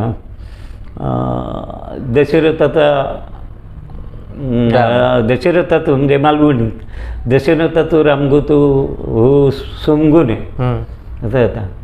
ते कुणीतरी कुणाला तरी ते खटकलं. कोण माणूस होता मला काही माहीत नाही. खटकलं आणि आमची अशी लांब लांब बेराड होती, लहान लहान देवळं होती, लांब होती. आणि तो माणूस आपण गवत वर खाली करायची मडकूळ घेऊन आला आणि तो कळीज्ञाना म्हणला, तू नाटक कर ह्या भाषेत मालवणीत, नाटक कर, मग मडवळ घालता नाही. असं त्यांचं बरंच वेळ चाललं. नाटक चालू झालं होतं आणि माझा प्रवेश पुढे यायचा होता म्हणून मी लांबून येऊन तिथे उभा होतो. त्यांचं हे भांडण ऐकलं. काका मारुती रंगून दोन्ही हात मांडीवर टेकून बसले होते. ते मी भांडण ऐकलं आणि मी त्या ग्रहस्थांना विचारलं, काय हो, काय झालं? ते नाही ते असंच परीटाचं काम आहे. ते नाही, हे बघा आम्ही पौराणिक भाग करतो, तुम्ही कोण असाल, तुम्ही परीट असाल, दुसरे कोण असाल, मी काय जाणत नाही. त्यांना काही प्रश्न विचारायचे नाही, विचारायचे असतील ते मला विचारा. मी नाटक काढलं आहे, ते ह्या नाटकाचा डायरेक्टर मी आहे, ह्या माझ्याशी सांगितलं, मला विचारा. तर ते परीट नको, परीट मी दाखवत नाही, परीट रामायणाने दाखवलं आणि लिहून ठेवलेलं आहे. परीट होण्याआधी वाल्मिकाने जे रामायण लिहिलं ते रामायण आहे. तू जर रामायण बदलू शकतोस तर मी हे थांबवू शकतो. त्या माणसानं मडकूळ घेतली आणि काळोखाचं वाटणं काय नाही. खरंच किती धीराचा प्रसंग होता, कारण जेव्हा मालकांवर अशा प्रकारचे प्रसंग येतात तेव्हा सहकलाकाराने ते शिंगावर घ्यायचे असतात. आणि हीच खरा माणुसकी धर्म आहे आणि हाच खऱ्या कलेचा रंग आहे असं काकांच्या या वक्तव्यातून आपल्याला दिसतं. काका, जसं तुम्ही सुधीर कलिंगना घालवलात तसं सध्याच्या लौकिकप्राप्त यादीमध्ये ज्यांचं नाव अग्रक्रमाने घेतलं जातं त्याला गुणीराजा म्हटलं जातं, असे उदयजी कोणस्कर यांच्यासुद्धा गालाला तुम्हीच रंग लावला म्हणे. असे बरेच शिष्य आता तुम्ही विचारतो ते ओगाओगानं सांगतो. काही बालपणातच त्यांच्या तोंडात हात घातला. उदाहरण सांगायचं म्हणजे उदय बाबतीत बोलतोच मी, पण तोंडामध्ये मांडीवर घेऊन भरविण्याचं काम दाजी मुंडियानं हे आम्ही केलं. त्यांच्या घरी आम्ही बिराडला असायचो तर तो लहान होता, मांडीवर त्याला तो पुढे दशावतारी होणार, तो गुरु म्हणून आमचं नाव सांगणार, ह्याचा थांगपत्ता आम्हाला नव्हता त्यावेळी. पण मायेनं बसायचा, करायचा आणि त्यानं तो वसा घेतला. त्याचप्रमाणे उदय कोणस्कर राणे हे मी मगाशी ज्यांचं नाव घेतलं, बाबा कोणस्कर राणे, त्यांचा धाकटा मुलगा दादा कोणस्करांनी माझ्याकडे आणून सोडलं. कारण पण बाबा कोणस्करांचं आणि आमचं रिलेशन चांगलं होतं. बाबा आमच्याकडे इथे आमच्या मामा मोठे माडकराकडे असायचे, त्यावेळी यायचे, पेज हे ते म्हणजे आमचं ते उच्च जातवाले अशी मानायचे नाही, घरगुती संबंध. हो, घरगुती संबंध, पेज खाऊन जायचे सगळं. आणि नंतर ज्यावेळी ते आसगावकर कंपनी चालवायची, मी साधारण लोकांच्या कानावरनं त्यांच्या कानावर गेलो, त्यावेळी मग डबल मिळासाठी ते आपले भाऊ दाजी म्हणून होते, त्यांना माझ्या घरी पाठवायचे आणि मला घेऊन जायचे. आणि अनेक ठिकाणी त्यांचे माझे मग गाढ संबंध आले. अगदी मिरचीच्या ढाकावरच्या मिरच्या काढून आणण्यापर्यंत आमचे संबंध पोचले. अशा उदयला माझ्याकडची माणसं ठरलेली होती. पण दादांचं एक म्हणणं की मी उदयला तुमच्याकडे पाठवणार, पण राजा म्हणून तुम्ही त्याचा ठराव केला पाहिजे. मला जरा इकडे तिकडे वेळ झाली, कारण आधी ज्याला राजा म्हणून मी ठरवला होता आता त्याचं पद काढून घेऊन याला कसं द्यायचं हा विचार माझ्यात होता. मी म्हटलं ठीक आहे, तू पाठवून दे. सावंतवाडला कामगार कल्याणाच्या कामगार स्पर्धेचं नाटक होतं तिथं त्यानं पाठविला. उदय मी घरी जात असल्यामुळे उदय ओळखतच होता. मग मी त्याला इंद्राची भूमिका तिथे दिली. म्हणजे आधी काय बोलतो काय करतो ते तरी म्हटलं आवाज तरी कसा आहे तो बघूया. बरोबर, तो सगळ्यात महत्त्वाचा असतो. मग त्याने एका प्रवेशाचा इंद्र केला. तिथेच मी त्याला सांगून टाकलं पत्ता वगैरे, आणि तुला पत्र पाठवीन. त्यावेळी फोनची सोय नव्हती, तू यायचं. तो आल्याच्या नंतर बघितलं मी, मग नाटकं तशी काढायचं मी. म्हणजे आधीचा ठरवलेला राजा होता त्यालाही राजपाट मिळाला पाहिजे आणि यालाही राजपाट मिळायला पाहिजे. म्हणजे माझा दिलेला शब्द कुठेही वाया पडता नाही आणि त्याने मागितलेलं म्हणजे असं हे करताना. तर मग मी समजा ह्याचं अमावास्या चरित्र काढलं. मग सहदेव याला घालायचो. दुसरा राजा ठरवला होता त्याला कृष्ण घालायचं. म्हणजे भेदभाव अशी नाटकं त्या वर्षी चालवून घेतली परिस्थितीनुसार नाटक. परिस्थितीनुसार. म्हणजे जेणेकरून भांडणं होतं नाही. माझा एक फॉर्म्युला होता. गाववाल्यानं मागितलेली जत्रेच्या वेळी मागितलेलं आख्यान मी नाही केलं असं कधी झालं नाही. गाववाल्यानं आता संध्याकाळी जाऊन सांगितलं की बा आम्हाला अमुक खेळ पाहिजे, मग तो बसवून तो करायचा. त्याच्यानंतर उदय माझ्याकडे आल्याच्यानंतर तो रंगरंगोटी करू लागला. माझ्या मनपसंत येईना. मग मी त्याला दिवसात टेम्पोमध्ये बसून रंगवायचो आणि एक कृष्ण किंवा एक राजा असा फेशिंग त्याचा मी रंगून द्यायचो.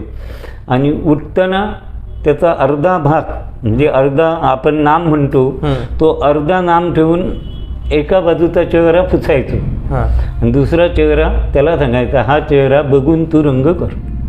हा चेहरा आणि हा चेहरा म्हणजे तू रंगवणार, तो एक मॅच झाला पाहिजे. बरोबर. मग असं करता करता करता बऱ्यापैकी ओटणीवर आला आणि नंतर बऱ्यापैकी राजा करू लागला. मग व्यवस्थित झालं. मग 2-3 वर्ष राहिला. नंतर लग्न केलं. त्या वर्षी तो परत दुसऱ्या फक्त एकच वाईट गोष्ट झाली. मी दशावतार चालवीत असताना प्रत्येक वर्ष मी अप्रेंटिस 2-3 ठेवायचो आणि ते साधारण करते सवर ते झाले की मोठे कोणतरी मी समजा 5 रुपये देत असेल तर ते 10 रुपये देऊन त्याला फोडून घेऊन जायचे. अशा वेळी माझा नाही ऐकला जायचा. प्रलोभन दाखविल्याच्या नंतर कोण नाही जाणार. बरोबर. असेच झाले. पण कुणीही मी आता आजही सांगून कुणीही ॲप्रेंटिस ठेवून तयार केला नाही. झानवाला असू दे, पेटीवाला असू दे, श्रीपाठ असू दे. आधी मी ॲप्रेंटिस म्हणून नवीनाला ठेवायचा. आता खानोलकर करून बरेच पुरस्कार वगैरे मिळविलेला आमचा सावंत विनायक सावंत. मी आरोग्यकर कंपनी घेतली त्यावेळी माझ्याकडे झानवाला जेवण करणारा सगळे ठरलेले होते आणि माझ्याकडे चिरमनकरच्या गाडीवर मानकुलीचा आधी हरीश निंबळेकर होता आणि त्याच्यानंतर एक ड्रायव्हर होता. तो ड्रायव्हर विनायकला घेऊन माझ्याकडे आला. माझ्याकडे घेऊन आला तर मी म्हटलं बघ आता असं झालं तसं झालं वगैरे होतं. तर मी त्या ड्रायव्हरला म्हटलं बघ ठेवायचा तर ठेवीन, मी त्याला काय पगार देईन ती माझी मी ते त्या रात्री मिळवले नाही असं समजून त्याला ते देईन. नाही म्हटले तरी माझे असे 3 कलाकार अप्रेंटिस असते की 150 रुपये रात्रीला जायचे ना. बरोबर. पण मी त्याची परवा केली नाही. मी म्हटलं तू पाठव. त्याच्यानंतर हा आपला नेंबळेकर तो मला कुठं भेटला. तोही बरोबर होता. विनायक काका बघावं काहीतरी करा. म्हटलं हरकत नाही. तो दिवशी ये त्याला. मग माझा धानवला होता त्याला थोडा वेळ बसवायचो आणि मग त्याला थोडा वेळ बसवायचो. असं करून तो 2 वर्ष माझ्याकडे त्यांनी काढली. आता त्याचं उत्तम नाव लौकिक झालं. नक्कीच. आणि मला एक मोठाच अभिमान आहे. म्हणजे तुमच्यासारखे ज्यावेळी ह्याच्यावर स्टेजवर येतात त्यावेळी मला केव्हा प्रश्न करतात काका तुम्ही काय मिळवलं होतं. तर मी आवर्जून सांगेन जेवढे माझे शिष्य आहेत त्यांच्या माझ्या त्या उपयोगी येऊन नाही आले तरी चालतील, मला त्याची अपेक्षा नाही. पण त्यांच्या पासबुकवर जे रुपये आहेत ते मी माझे समजतो. ते जे 5 माणसाचं कुटुंब सांभाळता येईल प्रथम वाट त्यांना मी दाखविली आहे म्हणून ते आता जगत आहे. नक्कीच. ह्याचा मला स्वाभिमान आहे. ती माझी मिळकत आहे. मला आणखी माझी मिळकत काय पाहिजे हे नको, ती माझी खरी मिळकत आहे.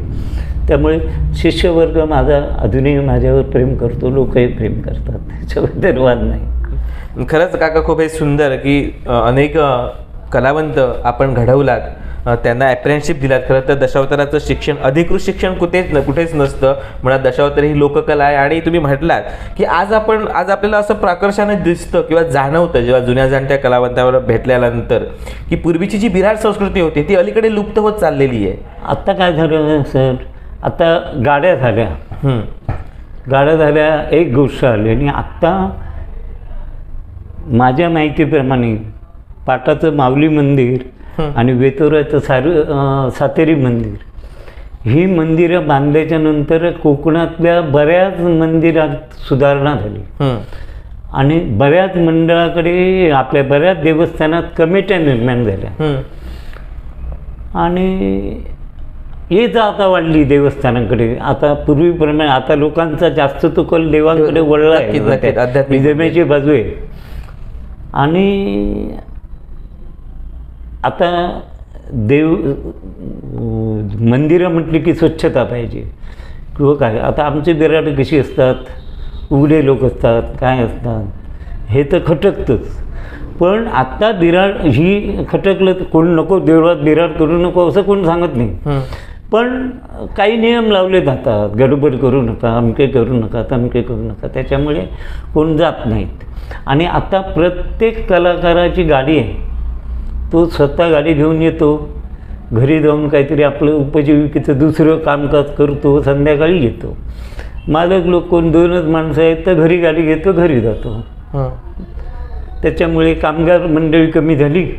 घरी त्या 2 माणसांना जेवण करून घातल्याच्या नंतर आणखी माणसं पाहिजे कशाला. मग त्याचा फटका बसला का दशावतार लोककलेला? अर्थातच विचार विनिमय, देवाणघेवाण हे विषय संपले होतो. कारण रात्री एखादं आख्यान झालं आणि त्याच्यावर काहीतरी चर्चा व्हायची तर माणसं एकत्र पाहिजेत, कलाकार एकत्र पाहिजेत. आणि ते कलाकार एकत्र नसल्यामुळे कलाकार आपापल्या बाजूनं जातो. वेतोराच्या दिशेनं ज्याला जायचं असं तो तिकडे गाडी नेतो, तेंडोलीला जायचं असं तो तिकडून जातो. कुणाचा मेळ कुणाला नाही. ती एक दशावताराची हानी होते.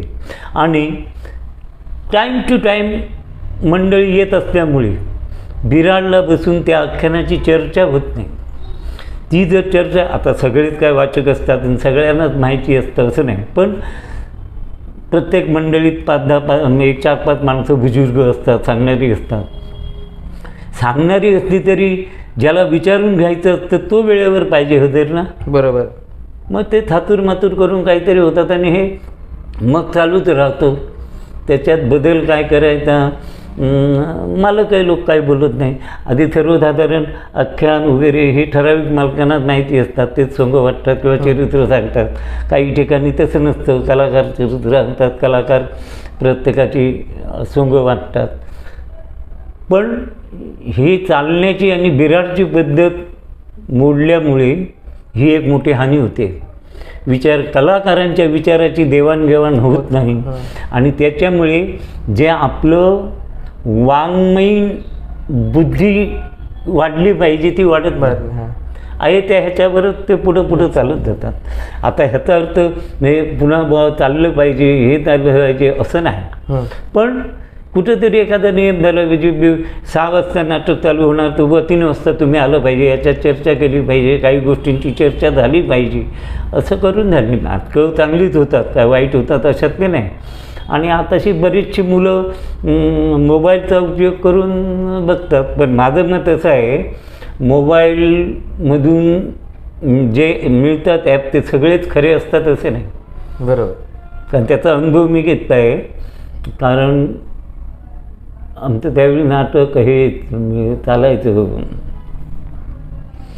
तुमचं यक्ष दक्षयज्ञ असेल तर मला माझ्या वाचनात मिळालेल्या कश्यपाच्या 13 मुलीपैकी कुठची मुली भृगूला दिली ती वेगळी होती माझ्या वाचनात.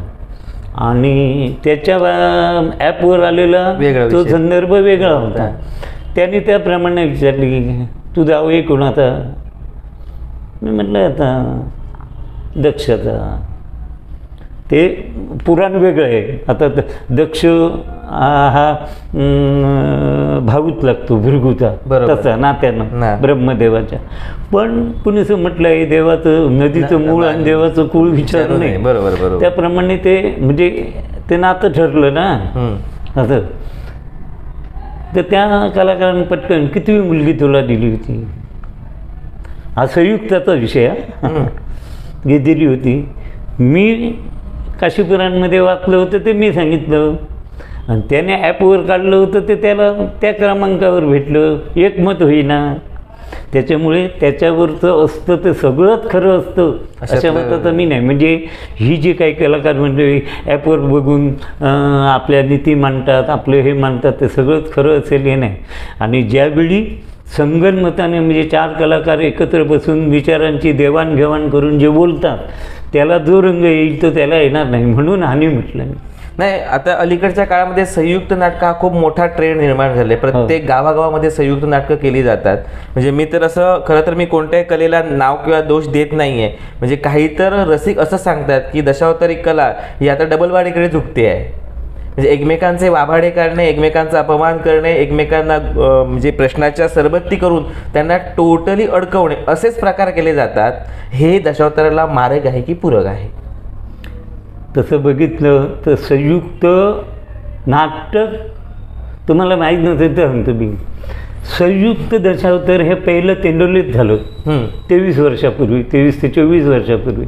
आमच्याकडची काही मंडळी मुंबईची आली होती आणि मी त्यावेळी नावात दिलाच कलाकार होतो. मी म्हणाले, ते म्हणाले अरे यशवंत अशी अशी माणसं जमून एक नाटक करूया. मग त्याप्रमाणे मी माणसांना जाऊन सांगितलं, बोलून बरे बाळा भाटापासनं सुधीरपासनं सगळी बरी माणसं घेऊन नाटक केलं. ते नाटक उत्तमरित्या पार पडल्याबरोबर 2-3 वर्षात झालं.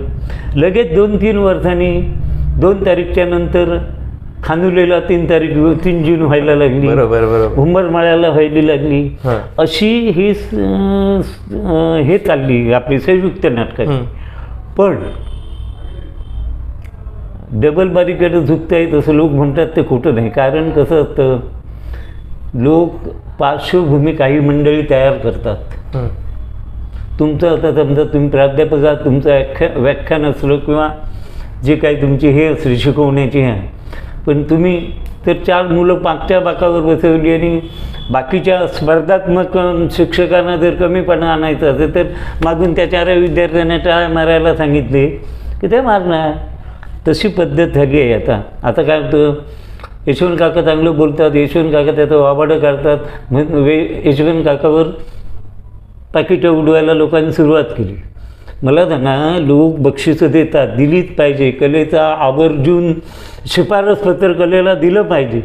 पण काही कलाकारांकडे वही असते आणि तो रंग लावल्यापासून सभेत जाण्याच्या आधी त्याची वही अर्धी नावाने आणि पाकिटाने भरलेली असते. मी असं म्हणतो, लोकांना काय कळलं त्याने बोलल्याआधी? बरोबर. बोलण्याआधी काय कळलं लोकांना? बक्षीस दिली ती कुठच्या आधारावर दिली? बक्षीस अवश्य द्यावी, बरोबर, पण त्याचं मोजमाप करा. तोलून मोलून काय बोलला ते ऐका. किंवा समजा त्याने त्याला फेल ठरवलं तर का ठरवलं, कसं ठरवलं, त्याची तुम्ही प्रेक्षक वर्गाने उजळणी करा आणि मग त्याला बक्षीस द्या. तो रंगण्याच्या आधीपासून त्याची वही जर भरते तर ही कशावर भरते याचा अभ्यास करणं गरजेचं आहे. बरोबर.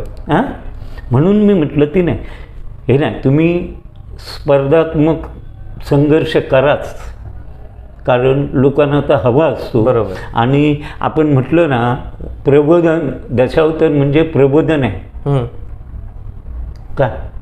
तर जे आपले प्रेक्षक वर्ग बसतो त्याला गणपतीचा बाप कोण, गणपती माहीत आहे पण गणपतीचा बाप कोण माहीत नाही. तर या बोलण्यातून ज्यावेळी तो माणूस, यशवंत काका बोलले गणपतीचा बाप शंकर, मग त्याने ठरवलं शंकर. बरोबर. गणपतीचा बाप शंकर. म्हणजे अशी माहिती प्रचूर भाषा बोला तुम्ही. बरोबर. माझ्याकडे मी तुम्हाला खरं सांगतो, हे आहे म्हणून नाही, अशा वेळी माझ्याकडे बरीच मुलं येतात आणि रात्री 2-2 वाजेपर्यंत येतात. आमचं उद्या असं होता तेव्हा मी त्याला काय विचारू आणि काय विचारू. मी गणपतीला स्मरून सांगतो, सुधीरपासून सगळ्यांना मी एकच उपदेश केला. कुठचा? मी इथून तू कुडाळला कसा जायला तुला जाता येईल ते सांगेन, पण कुडाळला जाताना कुठच्या पुलावर त्याच्या टणान उडी मार आणि कुठच्या चढावानं ब्रेक लावच्या आधी गाडी सोड, हे मी नाही सांगणार. तुमची झुंज लागू दे, तुमच्या वैचारिक स्पर्धा विचारानं होऊ दे, पण एक आधी लक्षात ठेवा, मी सगळ्यांना एक सांगतो, उत्तर देणाऱ्यापेक्षा विचारणारा मूर्ख ठरतो. म्हणून आपल्या तोला मुलाचा माणूस असेल, तोला मुलाचा माणूस असेल, त्यालाच प्रश्न विचारावा. समजा एक लहान लेवलचा माणूस आहे, मी अजूनही लहान मुलात मोठ्या माणसात कसा आहे, ज्याला काही म्हणता येत नाही किंवा काही बोलता येत नाही, तर त्याला मी स्वतः स्टेजवर बोलता करतो. मग त्याच्या बुद्धीच्या घाटाप्रमाणे त्याला विचारून बोलता करतो. एखादा श्रीपाठ नवीन असता तर त्याला त्याच्या विचारसरणीनुसार जातो. आता एवढा मोठा म्हणजे खरोखरच आहे तो आमचा मेस्त्री कोण होतं? प्रशांत मेस्त्री म्हणतो. प्रशांत मेस्त्री माझ्याकडे 5 रुपयासाठी आला आणि तो ॲप्रेंटिस म्हणून. मी तुला आरत फिरवायला सांगेन, भांडी घासायला सांगेन असं सांगून त्याला ठरवलं. त्याला मी त्याच्याकडून काही करून घेतलं नाही. त्याला एक गाणं यायचं, एक छान अभिनय त्याचे चांगले होते, गाणंही छान म्हणायचा, पण इतर माहिती नवीन होता ना, म्हणजे पण तो दुसऱ्या वर्षात चांगला तयार झाला ना. पण त्याला सभेत नेण्यासाठी मी सत्वशी सुशीला आख्यान घाललं आणि ती न बोलणारी मुलगी त्याला मी सभेत घेऊन जायचो. वेडी मुलगी. त्याच्यावर त्याचा धीर खचला. बरोबर. गाणं परफेक्ट झालं, बोलणं, कारण सुरेश गुरव आणि नाना गोसावी माझ्याकडे असल्यामुळे त्यांच्या भाषाशैल्या त्यांनी उचलल्या.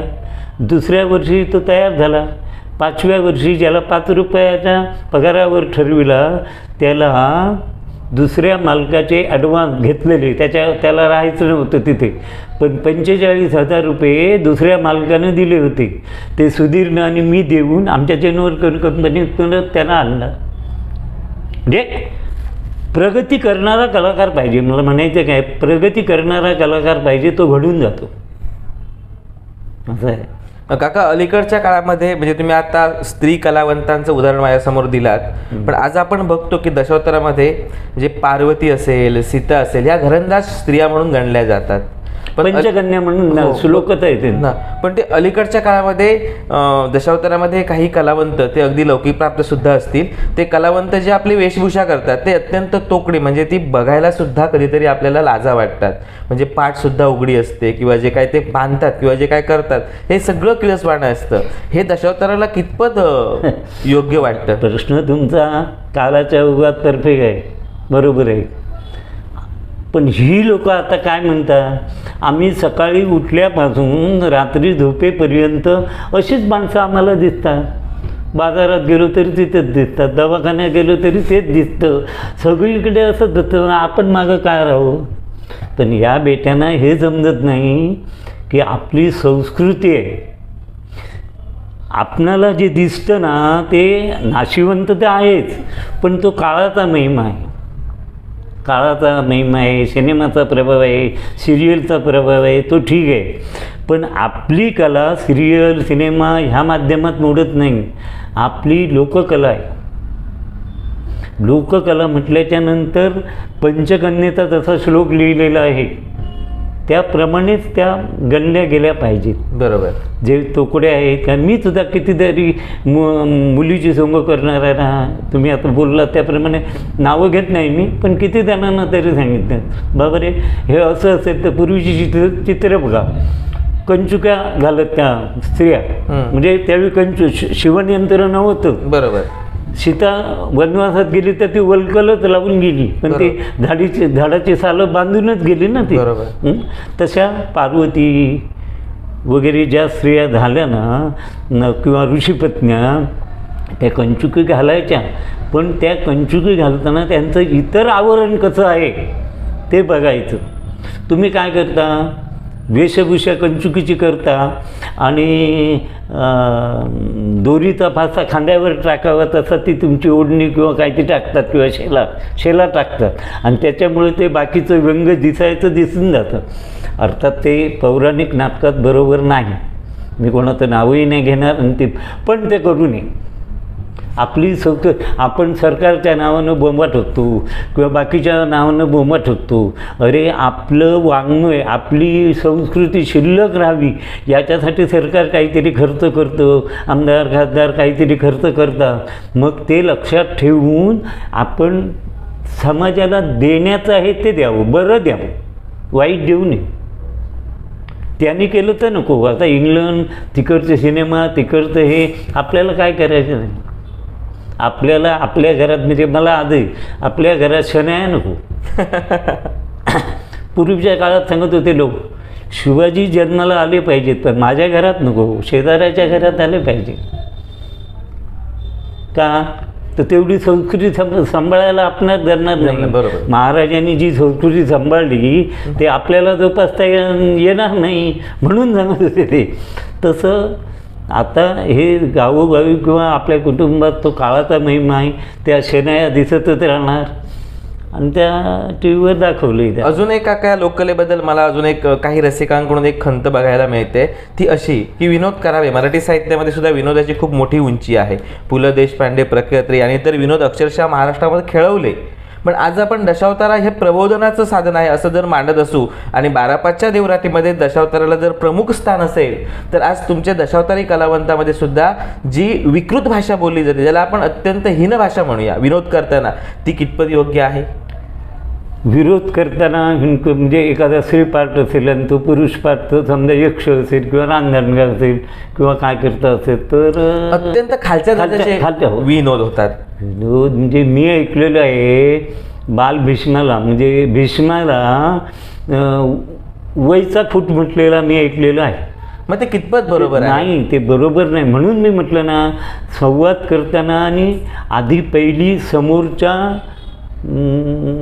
कलाकाराची, माणसाची, यशवंत काकाची नाही पण यशवंत काका कोण गेले आहेत ही ओळख ठेवायला पाहिजे. त्याच्याबरोबर भाषण करताना तो कोण आहे, भिल्ल आहे काय, राजाचा मुलगा आहे काय, सेनापती आहे, ते ओळखून त्याच्याबरोबर बोललं पाहिजे. आता भीष्मासारखा माणूस का तो आपल्या भावासाठी 2 मुली घेऊन येतो आणि त्यावेळी ते अंबालिका किंवा अंबाकून जाणारी असते, ते न्याय म्हणताना त्या भीष्म नाही म्हणतो, त्या म्हणते तू वयवरचा खूट आहेस. कितपत योग्य आहे ते? बरोबर नाही. म्हणूनच तसेच सांगतो तुम्हाला, हे मोठी संग पार्वती असेल, लक्ष्मी असेल, सीता असेल, तर व्हिलन जाणाऱ्याने त्यांनी खालच्या पातळीला आणलं. त्यांनी रावणाने हात टाकला सीतेवर, नेली, पण एवढ्या खालच्या पातळीला जाऊ नये. तुम्ही जर सुरेंद्रासूर हे राभा रणशिंगे यांची कादंबरी जर वाचली ना, रावणाच्या जीवनावर, मी रावण मानतो, एकही रावण दशावतारातला कोणी मानणार नाही, कारण मी ती कादंबरी 4दा वाचली. रावण दक्षिणेकडून उत्तरेकडे का आला ह्या प्रश्नाचा मागोवा घेताना रावण उभा राहणार. सीतेसाठी नाही आला तो, इतरांसाठी नाही. त्याची कारणं वेगळी होती, राजकीय कारणं होती, ध्येय धोरण वेगळं होतं. ज्यानं नवग्रह पायरी केली आणि 33 कोटी देवाला आपल्या याच्यात ठेवले, बंदीखान्यात ठेवले, त्या रावणाला एवढ्या मला वाटतं 80,000 काय केवढ्या तरी त्याच्या बायका होत्या, मंदोदरी प्रमुख काय, बाकीच्या सगळ्या नाटकशाळेतल्या हां, असं असून त्याला सीताच का पाहिजे होती? तर ते त्याला कारण वेगळंच होतं, त्याला मृत्यू तसाच हवा होता. म्हणजे ते करत असताना त्याच्या मागचा हेतू लक्षात घेतला पाहिजे. आणि म्हणून हे जे स्त्रीपाठ भूमिका करताना किंवा पुरुष पात्र असू शकतो, स्त्रीपात्र तसं नाही, दुसऱ्याचे समजा एखादा मुलगा आईचा पाय घसरला म्हणून तिला दूषणं देत असतो, त्यावेळी ती किती मर्यादा ठेवली पाहिजे हे कलाकारांनी त्याची जाण ठेवली पाहिजे. काही कलाकारांच्या तोंडी, बऱ्याच कलाकारांच्या तोंडी मी ऐकलेलं आहे, मला राग येईल पण मी बोलत नाही. म्हणजे असे आहे ना, तू शेण कसं खाल्लं, बरोबर. म्हणजे द्वित समज आपल्या आईला विचारतो मुकून दिला, तू शेण कसं खाल्लं. हां, वाईट गोष्ट खरी आहे, पण ती जाणून बुजून झाली आहे का, त्याचा मागचा उद्देश लक्षात घ्यायचा का. परत त्या माणसानं तुझी जर एवढी विद्वत्ता, तू जर या बालवयात विभूती आपटून किंवा कमंडलू आपटून जर त्रिपुरासारखा मुलगा निर्माण करू शकतोस, तर आईनं हे काय केलं ह्याच्याबद्दल विचार करू शकत नाहीस. मग बोलताना त्या कलाकारानं हा विचार केला पाहिजे. मग अशी भाषणं होणार नाही किंवा दुष्कृती होणार नाही आणि विविधपणाचं बोलणं होणार नाही. म्हणजे आज एका बाजूनं दशावतार लोककलाकार किंवा दशावतार कलावंत अगदी शासन दरबारी न्याय मागतायत, प्रबोधनासाठी आपण धडपडतोय, आणि दुसऱ्या बाजूनं तुमचेच कलाकार हा जो पायंडा आहे तो मलिन करण्याचा प्रयत्न करतात. त्याचं एक उदाहरण अलीकडच्या काळामध्ये सुद्धा आपण बघितलं. म्हणजे अशी एक नाही, दोन नाही, व्हॉट्सअप, फेसबुकच्या माध्यमातून ह्या सगळ्या गोष्टी आपल्यासमोर येत असतात. मग हे कलाकारांना तुम्ही ज्येष्ठ कलावंतांनी, तुम्ही आज वयाची 40 ते 45 वर्ष या दशावतारासाठी दिलेले आहात. लोकराजा सुधीर कलिंगण असतील, आमचे उदय राणे असतील, आनंद कोरगावकर असतील, त्यानंतर संजय वालावलकर असतील, विलास तेंडुलकर असतील, देवा राऊळ असतील, प्रशांत मिस्त्री असतील, अशा अनेकांना घडवलं. अनेकांनी तुम्ही एक मोठी फळी, दशावतारांची एक मोठी फळी तुमच्या हाताखाली तयार झाली. मग तुमच्यासारख्या ज्येष्ठ कलावंताने या व्यासपीठावरून या कलाकारांना सांगणं गरजेचं आहे की बाबा तुम्ही कसं वावरलं पाहिजे, काय अपेक्षा आहेत तुमच्या ज्येष्ठ कलावंतांना. माझी अपेक्षा आहे असं विविधपणा आधी होता उपयोगाचं नाही, पायरी लायकी बघूनच बोललं पाहिजे. एवढ्या हात टाकणारा वनचर असेल, पण तो का नेतोय का करतोय, मग त्याच्यावर शिव्याची लाखोली किंवा त्याचे दुर्गुण अवश्य काढा तुम्ही. हे बुवा बरं नाही तर त्याला उदाहरण द्या. कालचे अगोदर जुने कलाकार अशी उदाहरणं द्या, झंपा म्हणायच्या, भस्मासुर तो भस्माची झाला, हात टाकताना मुलीवर, म्हणजे काय उदाहरण ती बाई देत होती, भस्मासुरासारखा भस्म झाला, तुझी काय कथा, असं बोला. पण तू अमुकचा तू अमुकेच ते, अशी दूषणं नको देऊ. आणि वेशभूषा करताना तर सावधगिरी बाळगलीच पाहिजे. मी सांगतो, मी कंपनी चालवायचो त्यावेळी मी कुणाचा पान उतारा केला नाही. त्याला कारण 10 माणसं समोर असली, काय बोललंच ते आणि काय केलं ते कधीच मी बिराडला सांगितलं नाही, कुठेच नाही. प्रवासामध्ये पुढं घर नाही, पाठी घर नाही, माणूस कोण येणार नाही, अशा ठिकाणी गाडी लागत होतो. आणि मग मी विचारले, रात्री केले ते काय केलं. रात्री तुमचा संवाद झाला किंवा तुमची लढाई होताना जो संवाद झाला तो कशावर आधारित होता. मग त्या दोन्ही कलाकारांचं उणं दुणं तिथे काढली, पण 4 चौघात नाही. बरोबर.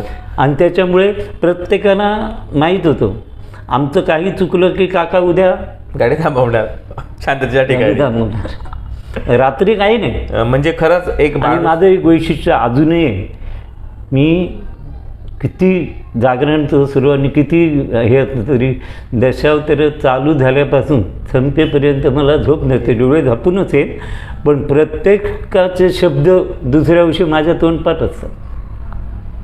मी पेटीला तबरजीला सांगून वही पेन देऊन ठेवत होतो.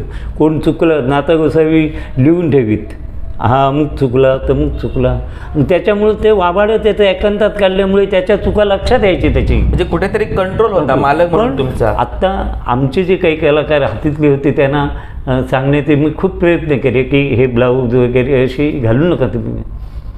काय काकांना सांगताल का तुम्ही, तुमका रात्री कोणी 5 रुपये देऊ ना, पण माका 200 रुपये गावले. आमचा मार्ग खुटतो तिथे. पण त्यावेळी आम्ही त्यांना कानपिचक्या देतो, बाबा ते असले तरी ते खऱ्याचे नव्हेत, आपल्या संस्कृतीचे नव्हेत. तू ज्यावेळी जगाच्या बाजारात, ह्या दशावताराच्या बाजारात पंचकन्येचा श्लोक घेऊन उभा राहशील त्यावेळी तुला 200 कुच्चे आणि 5 कुच्चे हे कळणार. म्हणजे काही कलाकारांचा कलेकडे बघण्याचा दृष्टिकोन फक्त पैसा मिळवणे हाच झालेला आहे. अर्थातच.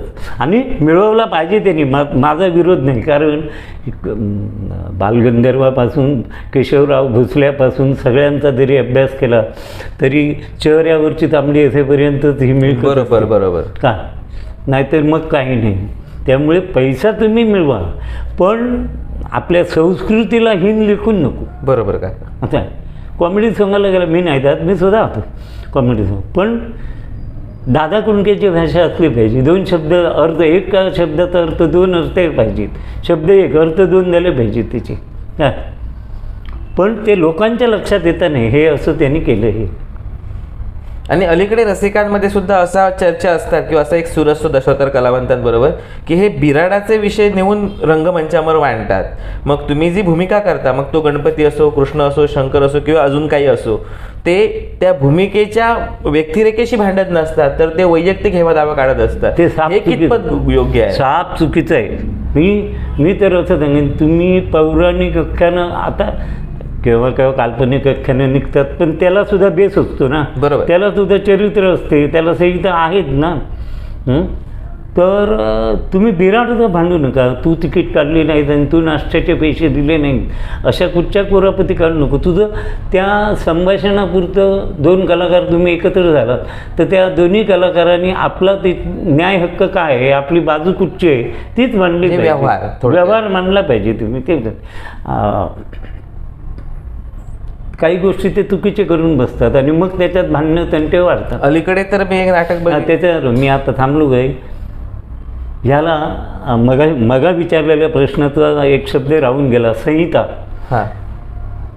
तर INTच्या त्या याच्यात आमच्या काही बुजुर्ग कलाकारांनी सांगितलं दशावताराला संहिता नाही. माझं तिथंही रक्त उसळलं. मी सांगितलं दशावताराला संहिता आहे पण ती लिहून त्यांनी ही संहिता अशी लिहिलेली नाही. दशावतारात 4 वेद पुराणं ही आपली संहिता आहे. मग निराळी लिहायची गरजच काय येते. बरोबर. दशावतार आपलं आत्ता एक काल्पनिक आख्यानं असतील पण दशावतार हे आपलं पौराणिकच आहे. मग वेद हीच आपली संहिता आहे ना. बरोबर. हां. पण जुन्या लोकांनी सरकार दरबारी हे मांडून ठेवलं. मला ते नाही पटलेलं. मी अजूनही सांगतो ना. ते त्या एका म्हणीबद्दल मी आवर्जून बघतो. तुम्ही वेंगुर्ल्याला होता ना. हो होतो मी. MK गावडेनी त्या एका वाक्यावर मी किती बोललो ते बघितलं. कुठला रात्रीचा राजा आणि सकाळी कपाळावर बोजा. मला ते नाही पटत. कपाळावर बोजा होताच कलाकाराच्या पण तो कुठचा कशा तऱ्हेचा. कारण चवली पावली अदेली ह्या काळातल्या गोष्टी होत्या त्या. कारण त्याच्यामुळे होते. मग तो म्हणण्याचा प्रघातच चालत गेला. म्हणजे हे सुद्धा थोतांड आहे. हे सुद्धा चुकीचाच वाक्प्रचार आहे. हा चुकीचाच आहे. तो होता म्हटलं पण संपूर्ण दिवस म्हणून सकाळचा बोजा म्हटलं त्याला कारण तो चालायची बिराड चालताना तो कलाकार विचार करीत जायचा. आता बा मृग येतोय, बैल कसा घेऊ, मुलीचं लग्न ठरलं आहे ते कसं करू. मी एक प्राध्यापकाकडून 25 रुपये घेतले त्यांचे ते कसे फेडू. बरोबर. हे सारखं हा विचाराचा बोजा त्याच्या कपाळावर. वजनाचा नाही. वजनाचा नाही. बॅगेचा वजन आहे. बॅगेचं वजन आहे.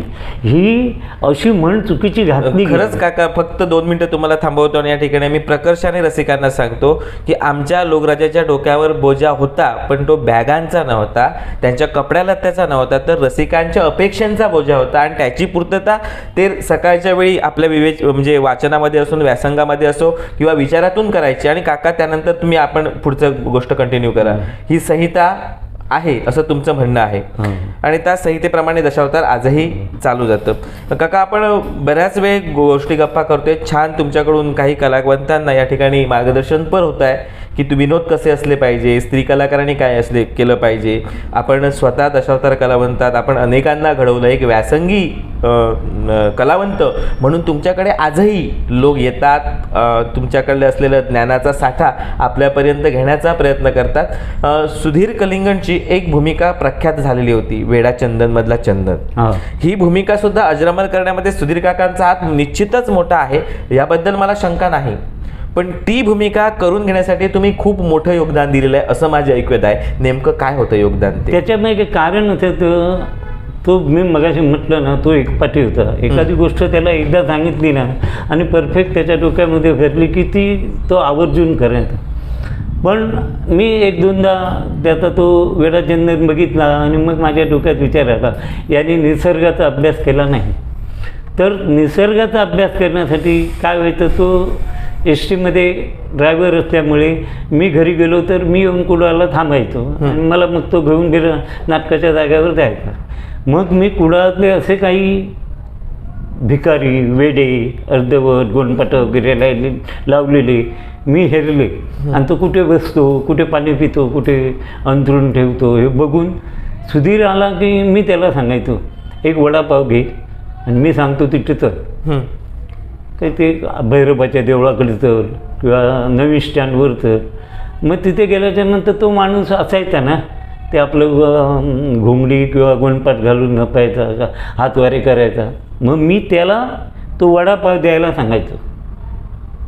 आता बघ, वडापाव दिला तो खातो कसा, हातवारे करतो कसा, आकाशात तंद्री लावून बघतो कसा, खाताना त्याची लाळ गळते कशी, हे सगळं तू निरीक्षण कर, तर ते तुझ्यात उतरणार आहे. आणि मग तो ते निरीक्षण कर. एक चारदा निरीक्षण केलं, झालं तयार. मग काही नाही. आणि तो मी भिल्ल असायचो त्याला मारण्यासाठी. चापकाचे आसूड बरे खायचा. म्हणजे खरं तर काका गेले पण त्यांच्या आठवणी आजही या ठिकाणी तरळत आहेत. दशावतारामध्ये अनेक आपण गोष्टी या ठिकाणी बोललो. काका, दशावतार आणि तुमचं वैयक्तिक संसार ह्या दोन गोष्टी आहेत.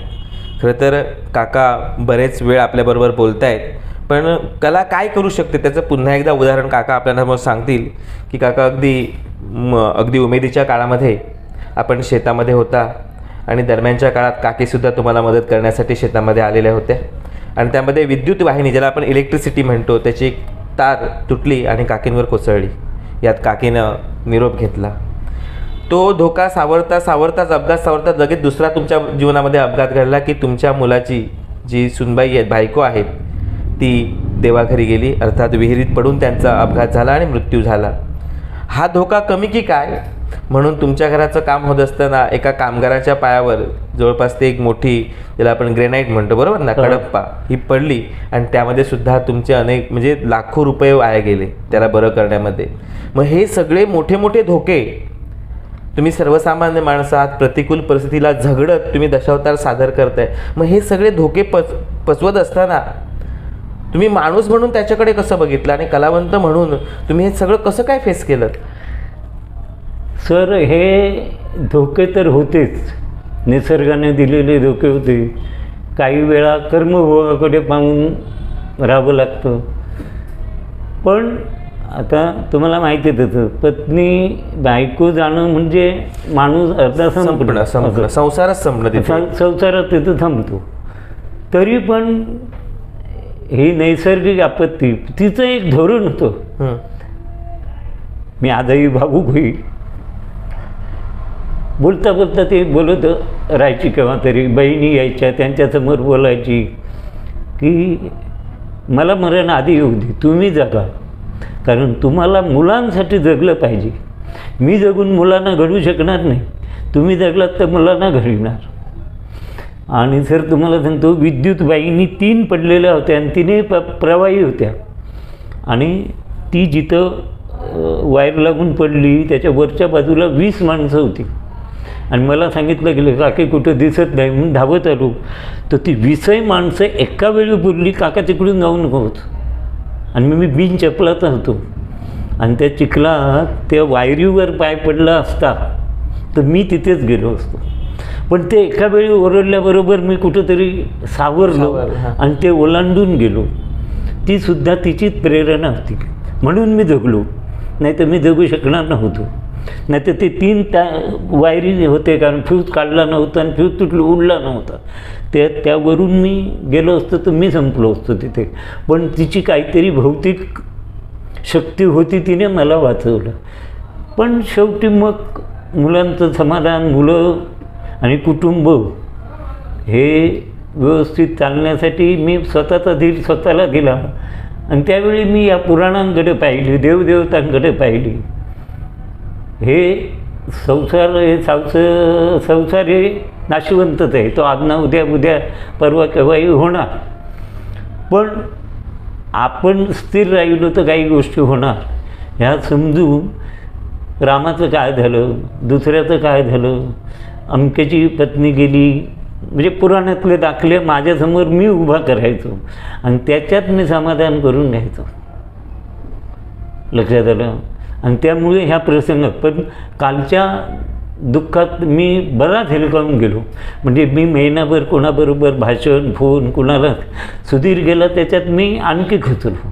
कारण तो एक माझा आधार होता. आधार म्हणजे तो कायम म्हणायचा, तुझे 2 मुलगे तिथे, मी तिसरा, मी मोठा. आणि त्याप्रमाणे तो वागायचा आहे. नाही असं नाही, तो वागायचा. प्रत्येक गोष्टीत मोठ्या मुलासारखे वर्तणूक करायचा आहे. एक वेळ त्यांच्या घरात काहीतरी झालं होतं तर तो माझ्या बाजूच्या घरात त्याला जागा दिली होती, तिथे येऊन राहिला होता. एवढं त्याचं माझं नातं होतं. आणि प्रसंग हे येतातच, झेलण्यासाठी असतात. कारण मला केशवराव भोसल्यांचं ब्रीदवाक्य आठवतं. त्यांचा तंबूही जळला नाटकाचा. त्यावेळी त्यांनी आपल्या मंडळींना धोका दिला, अरे आज तंबू जळला, मग आगीनं कधी यायचं नाटक बघायला. म्हणून ती आग लागली, त्यांना नाटक बघायचं होतं म्हणून. केशवराव भोसले, कारण त्यांचंही बालगंधर्व आणि केशव भोसले यांचं हरलं. कारण ते तुम्हाला ऐकून माहिती असेल, त्यांची काळा पंचम कोणाचाच लागला नाही. असे गायक होते ते. 32 वर्ष जगले, 32 नाटकं काढली. पण त्यांना राजाश्रय नव्हता. बालगंधर्वांना राजाश्रय होता, त्यांना लोकाश्रय होता. म्हणजे अशी काही ठळक उदाहरणं डोळ्यासमोर ठेवली आणि अशा प्रसंगातून बाहेर पडलो. खरं तर हे मोठे प्रसंग आहे. सर्वसामान्य माणूस हे प्रसंग झेलताना कोलमडून जाऊ शकतो. पण कला किंवा दशावतारातील पुराण किती सक्षमपणे वापरल्यानंतर आपण जीवनामध्ये यशाकडे जाऊ शकतं, त्याचं मूर्तिमंत उदाहरण यशवंत काका आपल्यासमोर सांगतायत. काका, दशावतार लोककला ही जर शासन दरबारी तिला योग्य न्याय मिळायला पाहिजे असेल तर आपण कोणत्या गोष्टी केल्या पाहिजेत, म्हणजे जेणेकरून शासनसुद्धा त्याची दखल घेईल. अर्थात काही आमदार आहेत, खासदार आहेत जे आपली दखल घेतात. कोरोना काळामध्ये सुद्धा अनेक आमदार खासदारांनी आपल्याला मदत केल्याचे अनेक वृत्त वाहिनींवर सुद्धा आलेली होती, पेपरमधून सुद्धा आलेली होती. अनेक राजे किंवा अनेक जे लोक आहेत जे या दशावतारी कलेकडे खूप आत्मीयतेने बघतात, ते आपल्या परीने मदत करतात. पण आपण कुठे कमी पडतो आहोत का? आपण कुठे कमी पडतो आहोत म्हणजे आपली आधी संघटना नाही. मेन अगदी बोलायचं तर हवा आपल्या देहात आहे, पण फुगविण्यासाठी फुगा नाही. ती दाखवायची तर फुगा पाहिजे, ते नाही. मी बॅरिस्टर नाथपै मी बघितले नाही, फोटोत बघितली, मला आठवत नाही. पण ह्या दशावतारी कलेसाठी म्हणजे कामगार कल्याणच्या स्पर्धा बॅरिस्टर नाथपैने वेंगुर्ल्याला घ्यायला पहिली सुरुवात केली. त्यांनी आश्रय दिला. त्याच्यानंतर जयानंद मटकर त्यांनी ती वाढीत आणली, अशानं राहिली. पण मी आताच्या दशावताऱ्यांना सांगतो, संघटना करा. संघटना आहे तसे नाही. पण मी फुग्याचं उदाहरण का दिलं तर भेदभाव विसरून, कमी मोठा विसरून करायचं. कारण दंडवते सुरेश प्रभूनं ज्यावेळी उभं केलं त्यांनी त्यावेळी प्रत्येक कुटुंबात त्यांनी एक अंतर्देशी पत्र पाठवलं की आपल्याला मत द्या. मी माझ्या आता ह्या बंधूंना, माझ्या मित्रांना किंवा माझ्या व्यावसायिक बंधूंना एकच सांगतो आहे, पण कुणी त्याचा विचार करत नाही. आपल्यात ताकद आहे, पण आपण ताकद दाखवायची जागा विसरतो. एक माणूस काय करू शकतो, एका कलाकाराकडे त्याच्या गावात 50 मतं असतातच असतात, 100%. अशी धरूया आपण. कमीत ते 50 जण 50च्या पटीत आणखी मतं घेऊ शकतात. असा आता फोंड्यापासून गोव्यातल्या बाजूला तर होते, पण दोडा मार्गापर्यंत आपले कलाकार किती आहेत, आता मंडळ किती झाली? माझ्या अभ्यासानुसार 186. 186. हां, 186 मंडळं झाली. मग ह्या गणितात घाला त्यांना. मी आमच्या लोकांना सांगतो, तुम्ही संघटित कसे व्हा. कारण शासनाचं लक्ष आपल्याकडे वेधण्यासाठी मोठ्यात मोठा एकच पर्याय आहे, मतदान न करणे, बहिष्कार घालणे.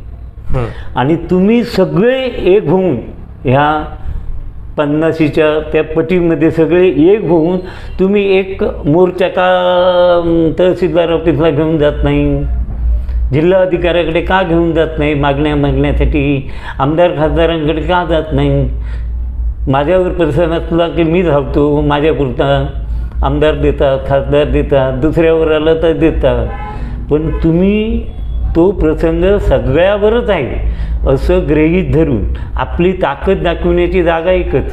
आपली मूठ जर बंद झाली पाहिजे, बंदमूठ झाली पाहिजे, तर सगळ्यांनी एक होऊन मतदानावर बहिष्कार घालणे आणि सगळ्यांनी मोर्चा काढून जिल्हा केंद्रावर आवाज उठविला पाहिजे, तरच हे जागे होणार नाही. त्यावेळी सुद्धा मी मधुदंडवते आणि सुरेश प्रभूंना पत्र पाठवलं होतं. कोकणातला कलाकार जर जगला तर तुमची निवडणूक जगली. पुष्पसेन सावंतला मी हेच सांगितलं होतं, आपल्या लाल मातीतला जर कलाकार जगला, कारण कलाकारात खूप मोठी ताकद आहे. नक्कीच कलाकारामध्ये खूप मोठी ताकद आहे आणि ती दाखवण्याची वेळ आहे, पण हे दाखवत नाही. तुम्ही तटपुंज होऊन का जाता. प्रामुख्याने जी मंडळं, कारण आत्ता निर्माण झालेलं मंडळ 5,000 खर्च करू शकत नाही, पण जी परंपरा 800 वर्षाची, समजा मी सांगतो ते पुराण तर नको, पण निदान 800 वर्षाची परंपरा जगणाऱ्या दशावतारी मंडळांनी आपल्याकडचे पैसे घालून सगळ्यांना एक करून एक भव्य दिव्य मोर्चा जर तुम्ही नेत असाल तर बघा ना. आता मगाशी मी तुम्हाला सांगितलं, यशवंत काकाकडे 15 वर्ष राहिलं, त्याच्याकडे 15 ताटं आणि 15 तांबे गेले. असं दशावतारात कुठं उदाहरण आहे ते नाही नाही नाही. हां, तसं कलाकार म्हणजे मालक लोकांनी हे बघितलं पाहिजे, कलाकार जगला पाहिजे तर तुम्ही जगणार. म्हणून कलाकाराची ऊर्जित अवस्था कशी होईल ते तुम्ही सातत्यानं बघा. तुम्ही आता एक सुंदर उदाहरण दिलं आणि मलाही हे माझ्या वाचनात गेलेलं आहे. किंवा जेव्हा आपला स्वातंत्र्यपूर्वीचा काळ होता, जेव्हा ब्रिटिशांचं राज्य भारतामध्ये होतं, तेव्हासुद्धा याच लोककलेने जे टाळ मारणं प्रकार म्हणतात की ब्रिटिशांनी मीटिंगला बंदी घातलेली होती. मग अशावेळी लोककलेचा आधार घेऊन लोक एकत्र यायची आणि ब्रिटिशांच्या विरोधामध्ये बंड पुकारायची.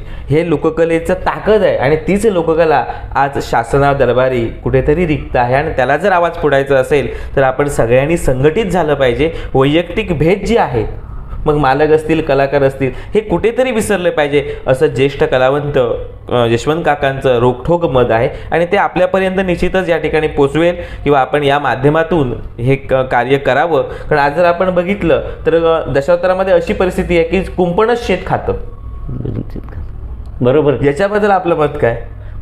कारण कसं आहे, फसवून घेणारे आपण आणि फसवणारे आपल्यातले, त्याच्यामुळे परिस्थिती होते. कारण काय, मी पुष्कळ जणांना असा सल्ला दिला, म्हणजे तुम्हाला जवळचे होते बाबा पालो, तर अशा कलाकारांनी प्रश्न मी दिला. आनाबाग्यांचं एक उदाहरण देत होतो, तुम्ही ठराविक काळपर्यंत श्रीपाठ म्हणून राहा, पण नंतर भूमिका बदला, कारण तुम्हाला कायम ते करायचं आहे. नारद व्हा. आना आणि आना बागवे आणि बाबा पालो आडेलीची दोघी तोलामोलाचे दिग्गज कलाकार. पण आनानी द्रौपदी केली, यांनी पालवानी कुंती केली, तरी आनानी ठराविक काळात सोडली आणि नारद आणि बाकीच्या पुरुषप्रधान भूमिका करू लागली. म्हणून ते शेवटपर्यंत टिकले. मी भाग्यवान, शेवटचं वर्ष त्यांनी माझ्याकडे काढलं. का तसे बाबा पालव नाही. बाबा पालव कुंतीत केली, तिथेच राहिली. म्हणून ठराविक बदल हे कलाकारांनी काळानुसार बदलले पाहिजेत आपल्या भूमिका, तर आपण पुढे वाटचाल करू शकतो. आपण कशा बोलत होतो? आपण संघटनाबद्दल संघटन, तेच संघटनेवर आहोत.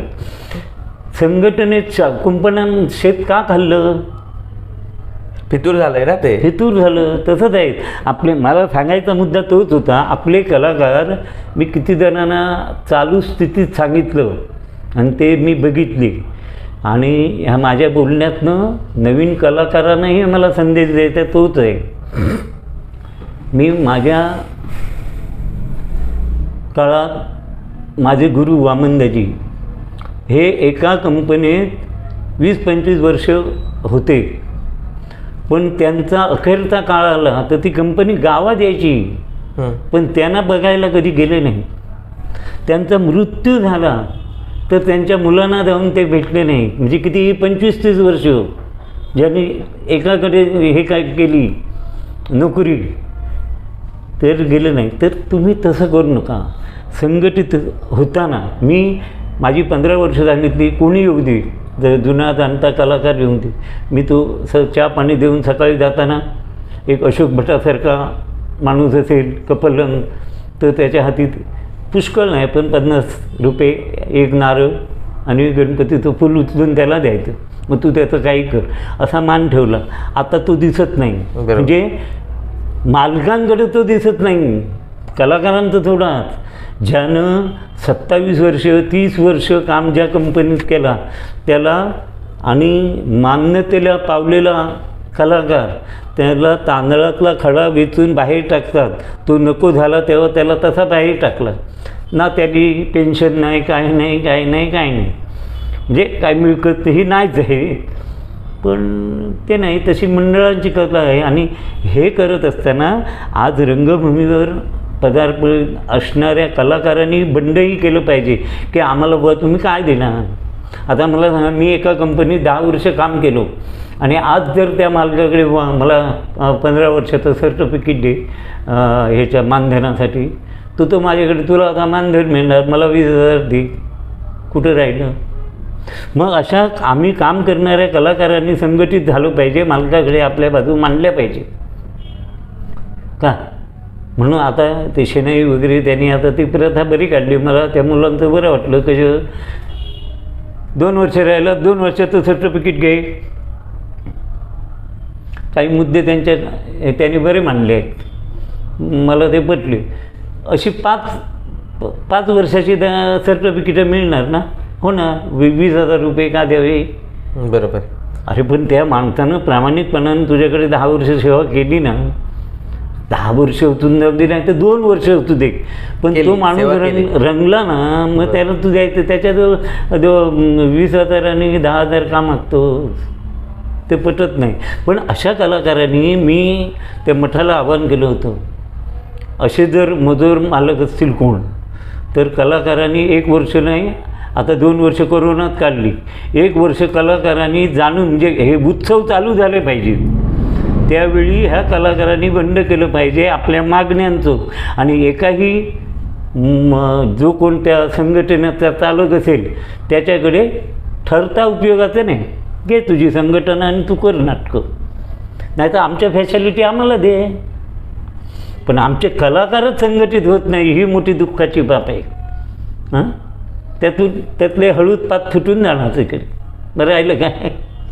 खूप महत्त्वाचा आणि मुद्द्याचा प्रश्न आहे काका या ठिकाणी बोलत आहेत की कलावंतानं जसे कलेशी एकनिष्ठ असतात तसे त्यांनी आपल्या सामाजिक बांधिलकी जपत असताना आपल्या संघटनेशी एकनिष्ठ राहणं खूप गरजेचं आहे. काका हे खूप सुंदर आहे, पण ते वास्तव किती होणार किती नाही हा येणारा काळ ठरवेल. ह्यानंतर काका मी पुन्हा एकदा दशावतारामध्ये येऊन तुम्हाला एक प्रश्न विचारू इच्छितो की अलीकडच्या काळामध्ये काही जे युवा कलाकार आपल्याला बघायला मिळतात दशावतार साकार करताना, ते मुखडे घालतात बघा, म्हणजे मुखवटे धारण करतात आणि दशावतारामध्ये ते आपल्याला अभिनय करताना दिसतात. खरं तर दशावतारामध्ये आपण काहीच मुखडे घालतो, जसं की संकासुराचं असेल, गणपतीचं असेल. म्हणजे गणपती जरी आपण सादर केला तरी ऐन नाटकात आपण गणपतीचा मुखवटा नाही घालत, तसं रंगतो, सोंड वगैरे दाखवतो आणि रंगमंचावर येतो. पण अलीकडच्या काळामध्ये काही जे यंग पिढी आहे, जे यंग जनरेशन आहे, ते मुखवटेच डायरेक्ट घालून येतात. मग तो ब्रह्मराक्षसाचा असू दे किंवा असे काहीतरी विकृत ते मुखवटे असतात. म्हणजे हे मुखवट्याचं दशावतार आम्ही दशावतार म्हणायचं का, की आमची परंपरा म्हणायची का, आपली संस्कृती म्हणायची का. विचार करता मी मगा बोललो तुम्हाला, हा काळाचा महिमा थोडासा आहे, एक गोष्ट आली. पण विचार करता मुखवटे नसायचे एखादं तसाच हे असेल. कारण मी सांगतो, माझ्यावरनं सांगतो, कामगार कल्याण मंडळाला वालाकर मंडळीनं आपलं हे रुक्मिणी नव्हे ह्यांचं नाटक जामवंती सोयवर वालावकरांनी दिली आणि मी चेनवणकरांनी दिली. जामवंत जीजी तोरणकर, आता नाव घेऊनच जीजी तोरणकर रंगून त्यांनी केला जामवंत. आणि त्यांची प्रॉपर ताकद असल्यामुळे त्यांनी अस्वलाचा ड्रेस आणला होता. ड्रेस घातला तो, कोणाकडून भाड्यानं आणू नये, कुठे आणू नये. आणि नाव बदलून मीही तेच आख्यान दिलं, जामवंत. जामवंत दिल्याच्यानंतर मी जामवंताचा मुखवटा घातला होता. भाषाशैली अभिनयाच्यात माझा जामवंत आला, पण मुखवटा घातला म्हणून त्या परीक्षकानं तो डावलला. म्हणजे त्याला कुठंतरी महत्त्व आहे. नक्की. म्हणून मुखवटे नसावेत. हां, आता काही व्यंग असतात ते दाखवायला हरकत नाही. आता मी मगाशी ह्याचं बोललो, भटजींचं टक्कल बोललो, घाला हरकत नाही. आपले कान लहान आहे, ते मोठे शूरपणखेला लावायचे असतील तर आपण मोठे कान लावू शकतो. म्हणजे ह्या काही तात्कालीन बदल करू शकतो, पण संपूर्ण आपला चेहरा तो मुखवट्याचा नाही, उपयोगाचा. म्हणजे दशावतार कलेला मुखवटा हा मारकच आहे असं मारक आहे. युवा कलावंतांनी हा सुद्धा बोध घ्यावा की काकांचं स्पष्ट मत आहे की अशा प्रकारचे मुखवटे घालून रंगमंचावर वावरणं ही दशावतार लोककलेला उपयुक्त नाही. कारण दशावतार लोककला ही फेसिंगला महत्त्व देते. म्हणून मी माझं उदाहरण सांगितलं ना, माझा जामवंत डावा ठरला ना. बरोबर. आणि त्या परीक्षकांनी जे कोण होते त्यांनी तिथे फुले मारली की मुखवटा घातला. मी ज्यावेळी चौकशी केली ना, बुवा माझा का नाही जामवंताला, त्यावेळी ते हे मारलं गेलं ना माझ्यावर. खरंच खूप सुंदर अशा प्रकारची आपण चर्चा करतो आहोत. जुनं दशावतार काकांकडून जाणून घेण्यासाठी आपण बसलो. त्यांच्या अनेक आठवणीचा उजाळा आपण देत आहोत. काका, यानंतर मी पुन्हा एकदा जुन्या दशावतारामध्ये येताना बसवा नावाचा एक प्रकार आपल्या लोककलेतून कालबाह्य जाताना आपल्याला दिसतोय. काय नेमका बसवा नावाचा प्रकार काय? बसवा हा कलेचा प्रकार आहे. त्याचा आपलं जे हे दक्षिण कोकण आहे, याच्यात आता तुम्ही गावोगावी बघितलं तर देवी या पार्वतीचे सगळे अवतार आहेत. एक झालं. दुसरं रवळनाथ, भूतनाथ वगैरे जी देवस्थानं आहेत, विष्णूची वगैरे देवळातून आपल्याकडे मंदिरं कमी भेटतील, पण रवळनाथ आणि हे खूपच आहे. कलेश्वर, मलेश्वर ही जास्तीत जास्त देवस्थानं आहेत. आणि त्याच्यामुळे बसवा हे टोपण नाव म्हणजे नंदीचं रूप का, तर ते म्हणून त्याला बसवा म्हणतात. त्या ब्रह्मा, विष्णू आणि महेश या तिघांचा अवतार म्हणजे नंदी. आणि त्याच्यावर म्हणजे तो एक 8 दशावतार झाल्याच्या नंतर किंवा 8 दशावताराच्या आधी तो एक प्रकार करतात. अगोदर आपण जे पावसाळी इरलं म्हणून वापरायचो ते जुनं घेऊन मध्ये ते कापायचे आणि त्याच्यात शंकर पार्वती दोघं बसवायची, म्हणजे बसल्यासारखी. आणि त्याच्या पुढच्या भागाला ते नंदीचं टोप हे लावायचं, तोंड, आणि त्याच्यावर ते नाच व्हायचा. त्याला बसवा म्हणतात. पण आता तो म्हणजे त्याच्या अगोदर कुठे कुठे होता काही मला सांगता येणार नाही, पण तो ह्या कारणामुळे वेंगुर्ल्याच्या वेतोबा मंदिरातच एक बसवा नाचवला होतो. आणि तो बसवा फक्त चेनवणकर गोरे दशावतारात सद्यस्थितीमध्ये त्याच्यात आहे, इतर कोणाच्या दशावतारात नाही. ओके, हां, असं आहे. खूप सुंदर. हा सुद्धा एक नवीन प्रकार. बिली मॅरो हा प्रकार नेमका काय आणि त्याचं काम नेमकं काय असतं? काय आहे बिली मॅरो? अगोदर कसं व्हायचं, अगोदर बिदाग्यावर जत्रा वगैरे चालायच्या नाही. अगोदर तुमच्या म्हणजे वडीलधाऱ्या माणसांना अगोदर आपल्या गावात कुणीतरी 8 दिवस 15 दिवस आता कोण बिदागी देऊन कीर्तनकार बोलवला जात नसे. देवळात कुणीतरी जाणकार कीर्तनकार यायचा, कोणाच्या तरी गावातल्या प्रमुखाच्या ओळखीनं यायचा. आता त्याला बिदागी कोण द्यायची? गाव प्रमुख देणार नाही. मग तिथे शेवटची आरत झाली की तळी ठेवली जायची, फिरवली जात होती. हे एकदम गरिबाच्या काळातली गोष्ट हां, आहे. असं म्हणलं. कारण मग त्या तळीमध्ये कोण 5 रुपये 2 रुपये 8 आणे असे टाकायचे आणि ती जी मिळकत मिळायची ती त्या बुवाला द्यायची. आणि तो बुवा 8-15 दिवस एकाच्याच घरी जेवायचा आणि एकत्रच राहायचा. गावातलाच पेटीवाला, गावातलाच तबलजी. त्याच्यामुळे बाकी मोठं हे नाही. तसंच दिलीप महाराजांचं पूर्वीच्या काळी सुरुवातीच्या काळात झालं. मी जे म्हटलं तुम्हाला अदेली पावली चवली, आणि त्यावेळी प्रत्येक दशावताराच्या खांद्यावर उपरणं असायचं, जे आपण ज्याला जोडा म्हणतो तो असायचा प्रत्येकाच्या खांद्यावर. आता खांदोलीची जत्रा असली की खांदोलीची जत्रा प्रभू मंडळी किती 10 कुडूला ठरलेली आहे, 10 कुडू द्यायचे.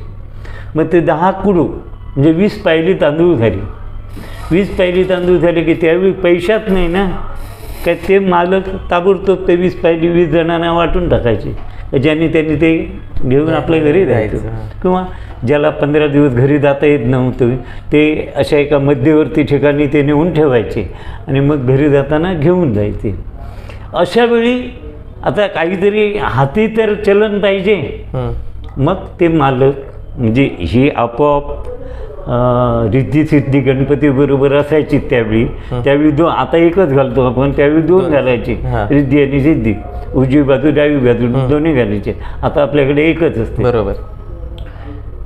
आणि काही साधन नसल्यामुळे त्याला नंतर काम काही नाही, मग त्याला तळी देऊन फिरवायला जायचे. आणि हा प्रकार गोरेबंधूंनीच आणला असावा अशी माझी कल्पना आहे. नाही म्हणजे ठाम मतच आहे. कारण कर्नाटकी भाषेत बिली म्हणजे पैसा, मारू म्हणजे मागणारा, म्हणजे पैसा घेऊन येतो तो बिली, असा तो शब्द प्रघात पडला. ह्या 2 महत्त्वाच्या संकल्पना या ठिकाणी आपण काकांकडून अगदी स्पष्ट करून घेतल्या. बराच वेळ झालेला आहे, आपण खूप सुंदर अशा प्रकारची चर्चा करतोय, ज्यांनी दशावताराच्या इतिहासामध्ये पितामह भीष्म या संज्ञेला साजेशी अशी कामगिरी केली आणि जे खरंच पितामह भीष्म झाले, ज्यांनी लोकराजा सुधीरजी कलिंगणसारखं रत्न लीलया घडवलं आणि अनेक राजे ज्यांनी दशावताराला दिले, ज्यांनी आपल्या व्यासंगी वृत्तीनं अनेक नाटकं काढली, मग ती काल्पनिक असो, पौराणिक असो किंवा ट्रिक्सीन असो, असं एक नाविन्यप्रयोगसुद्धा ज्यांनी दशावतार लोककलेमध्ये आणले. त्याचबरोबर वेगवेगळ्या ठिकाणच्या स्पर्धेला ज्यांचं नामांकन अगदी प्रथम क्रमांकाला यायचं आणि आजही अगदी उतरत्या वयामध्ये सुद्धा जे दशावताराशी खूप जवळचा संबंध असणारं व्यक्तिमत्व म्हणजे यशवंत काका तेंडुलकर आज आपल्या भेटीला आलेले होते. अनेक गोष्टी आपण त्यांच्याकडून जाणून घेतल्या, त्यांची रोखठोक मतं बघितली. आणि काका, ही सगळी रोखठोक मतं बघत असताना आता माझा शेवटचा प्रश्न तुमच्यासाठी आहे की तुम्ही ज्येष्ठ कलावंत आहात, अनेक दिग्गज कलावंतांच्या बरोबर तुम्ही काम केलेले आहात, त्यांचे अनुभव, त्यांच्या ज्याला आपण अभिनय म्हणतो, त्यांचं वागचातुर्य म्हणतो, त्यांची भाषाशैली म्हणतो, हे सगळं आपण कोळून पाहिलेले आहात. मग तुम्ही ज्येष्ठ कलाकार म्हणून किंवा पितामह भीष्म या संज्ञेचे अधिकारी म्हणून, जुन्या जाणता माणूस म्हणून या तुमच्या परिवारातील सदस्यांना एक ज्येष्ठ कलाकार म्हणून या लोककलेचं संवर्धन करत असताना कोणते गोष्ट त्यांनी केली पाहिजे आणि कोणत्या गोष्टी टाळल्या पाहिजेत ह्या प्रकर्षाने सांगाव्यात. एक जाता जाता संदेश द्यावासा वाटतो तो म्हणजे असा, मी नाटकातही सांगतो आणि आताही सांगेन, उतू नका मातू नका, घेतला वसा टाकू नका. हा एक वसा आहे सामाजिक बांधिलकीचा. दशावतारात कसं जायचं, दशावतार काय अभ्यासवृत्ती सोडली तर सोडून द्या, पण ती तुम्ही जोपासा. अभ्यासवृत्तीनं दशावतारात या, पैसे कमविण्यासाठी याच या, पण दशावतारी होताना दशावतार काय हे याचा परिपूर्ण अभ्यास करा आणि तो पिढ्यानपिढ्या पुढे चालत राहिला पाहिजे. म्हणा ना, आपल्या पारंपरिक दशावतार म्हटलं आहे ते परंपरेने पुढं सरकलं पाहिजे. आणि आत्ताचे होतकरू मुलं आहेत त्यांना आवर्जून माझं एक सांगणं आहे, तुम्ही ज्या ज्या गावात जाल, तुमच्या ओळखीचे असोत नसोत, पण जे जुने जाणते दशावतार म्हणजे पूर्वी नावाजलेले होते पण आता त्यांना घराबाहेरही पडता येत नाही, तुम्ही त्यांना काही देऊ नका, एकच द्या, तुमचा नमस्कार त्यांना एक द्या. कारण मी सांगतो तुम्हाला हा संदेश देताना मी अशा बऱ्याच कलाकारांकडे गेलो, पण त्याच्यातली एक व्यक्ती म्हणजे ज्याला कोकणचा राजा म्हणता येईल ते गोविंद तावडे. ते शेवटच्या काळात अर्धांगी वायूने हतबल झाले असताना कुणीही त्यांच्याकडे गेला नाही. पण मी त्या बाजूनं जात असताना गाडी घेऊन त्यांच्या मला त्यांचं घर माहीत नव्हतं, विचारत त्यांच्या घरी गेलो. ते कोणत्या अवस्थेत होते ते बघितले, त्यांना नमस्कार केलो. मी नाईक कंपनीत ते असताना त्यांच्याबरोबर डबल मेळाला कामं केली. भारदस्त माणूस. हे एक उदाहरण झालं. पण तुम्ही कलाकार आज नावाजलेले किंवा रंगमंचावर तुम्ही आहात, ज्या ज्या गावी जाल त्या गावी एखादा वृद्ध कलाकार असेल तर त्याला तुम्ही आवर्जून भेट द्या. तुमच्याकडून त्या कलाकाराची हे अपेक्षा नसणारच की बुवा माका 2 किलो 25 रुपये देणार अशी अपेक्षा नसणार. पण तुम्ही त्यांना एक नमस्कार करा आणि त्यांचे आशीर्वाद घ्या. आयुष्यात तुम्हाला कुठे काही कमी पडणार नाही याचा माझा आत्मविश्वास आहे.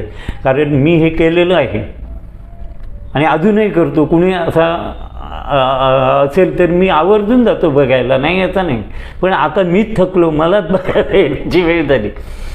तर तुम्ही अशा कलाकारांना भेटा. वारंवार नको जाऊ, पण ज्यावेळी ज्या नाटकाच्या निमित्तानं त्या गावात जाल त्यावेळी असा कलाकार शोधून काढा, विचारा आणि त्या कलाकाराची विचारपूस करा. त्या आजारपणात किंवा त्या म्हातारपणातही त्याला आपलं तारुण्य आठवेल आणि मूठभर मांस चढेल, ही माझी इच्छा आहे. खरंच खूप सुंदर. त्याला कदाचित तुम्ही तुमच्याकडचे पैसे देऊ नका, पण तुमच्या मनामध्ये जे कलेबद्दल ऋणानुबंध आहेत ते त्यांच्यासमोर शेअर करा, व्यतीत करा, असं या ठिकाणी काका सांगतायत. काका मगाशी बोलता बोलता म्हणाले की मी थकलो. शरीर काका थकतं, मन कधीही थकत नाही. आणि म्हणून तुम्ही तेंडोलीपासून तर सावंतवाडीचा उन्हाचा प्रवास करून या ठिकाणी आमच्यासाठी आलात. मी खरंच आपण बराच वेळ आमच्याशी चर्चा केली. दशावताराच्या माध्यमातून अनेक विषयांचा खल आपण या ठिकाणी केला.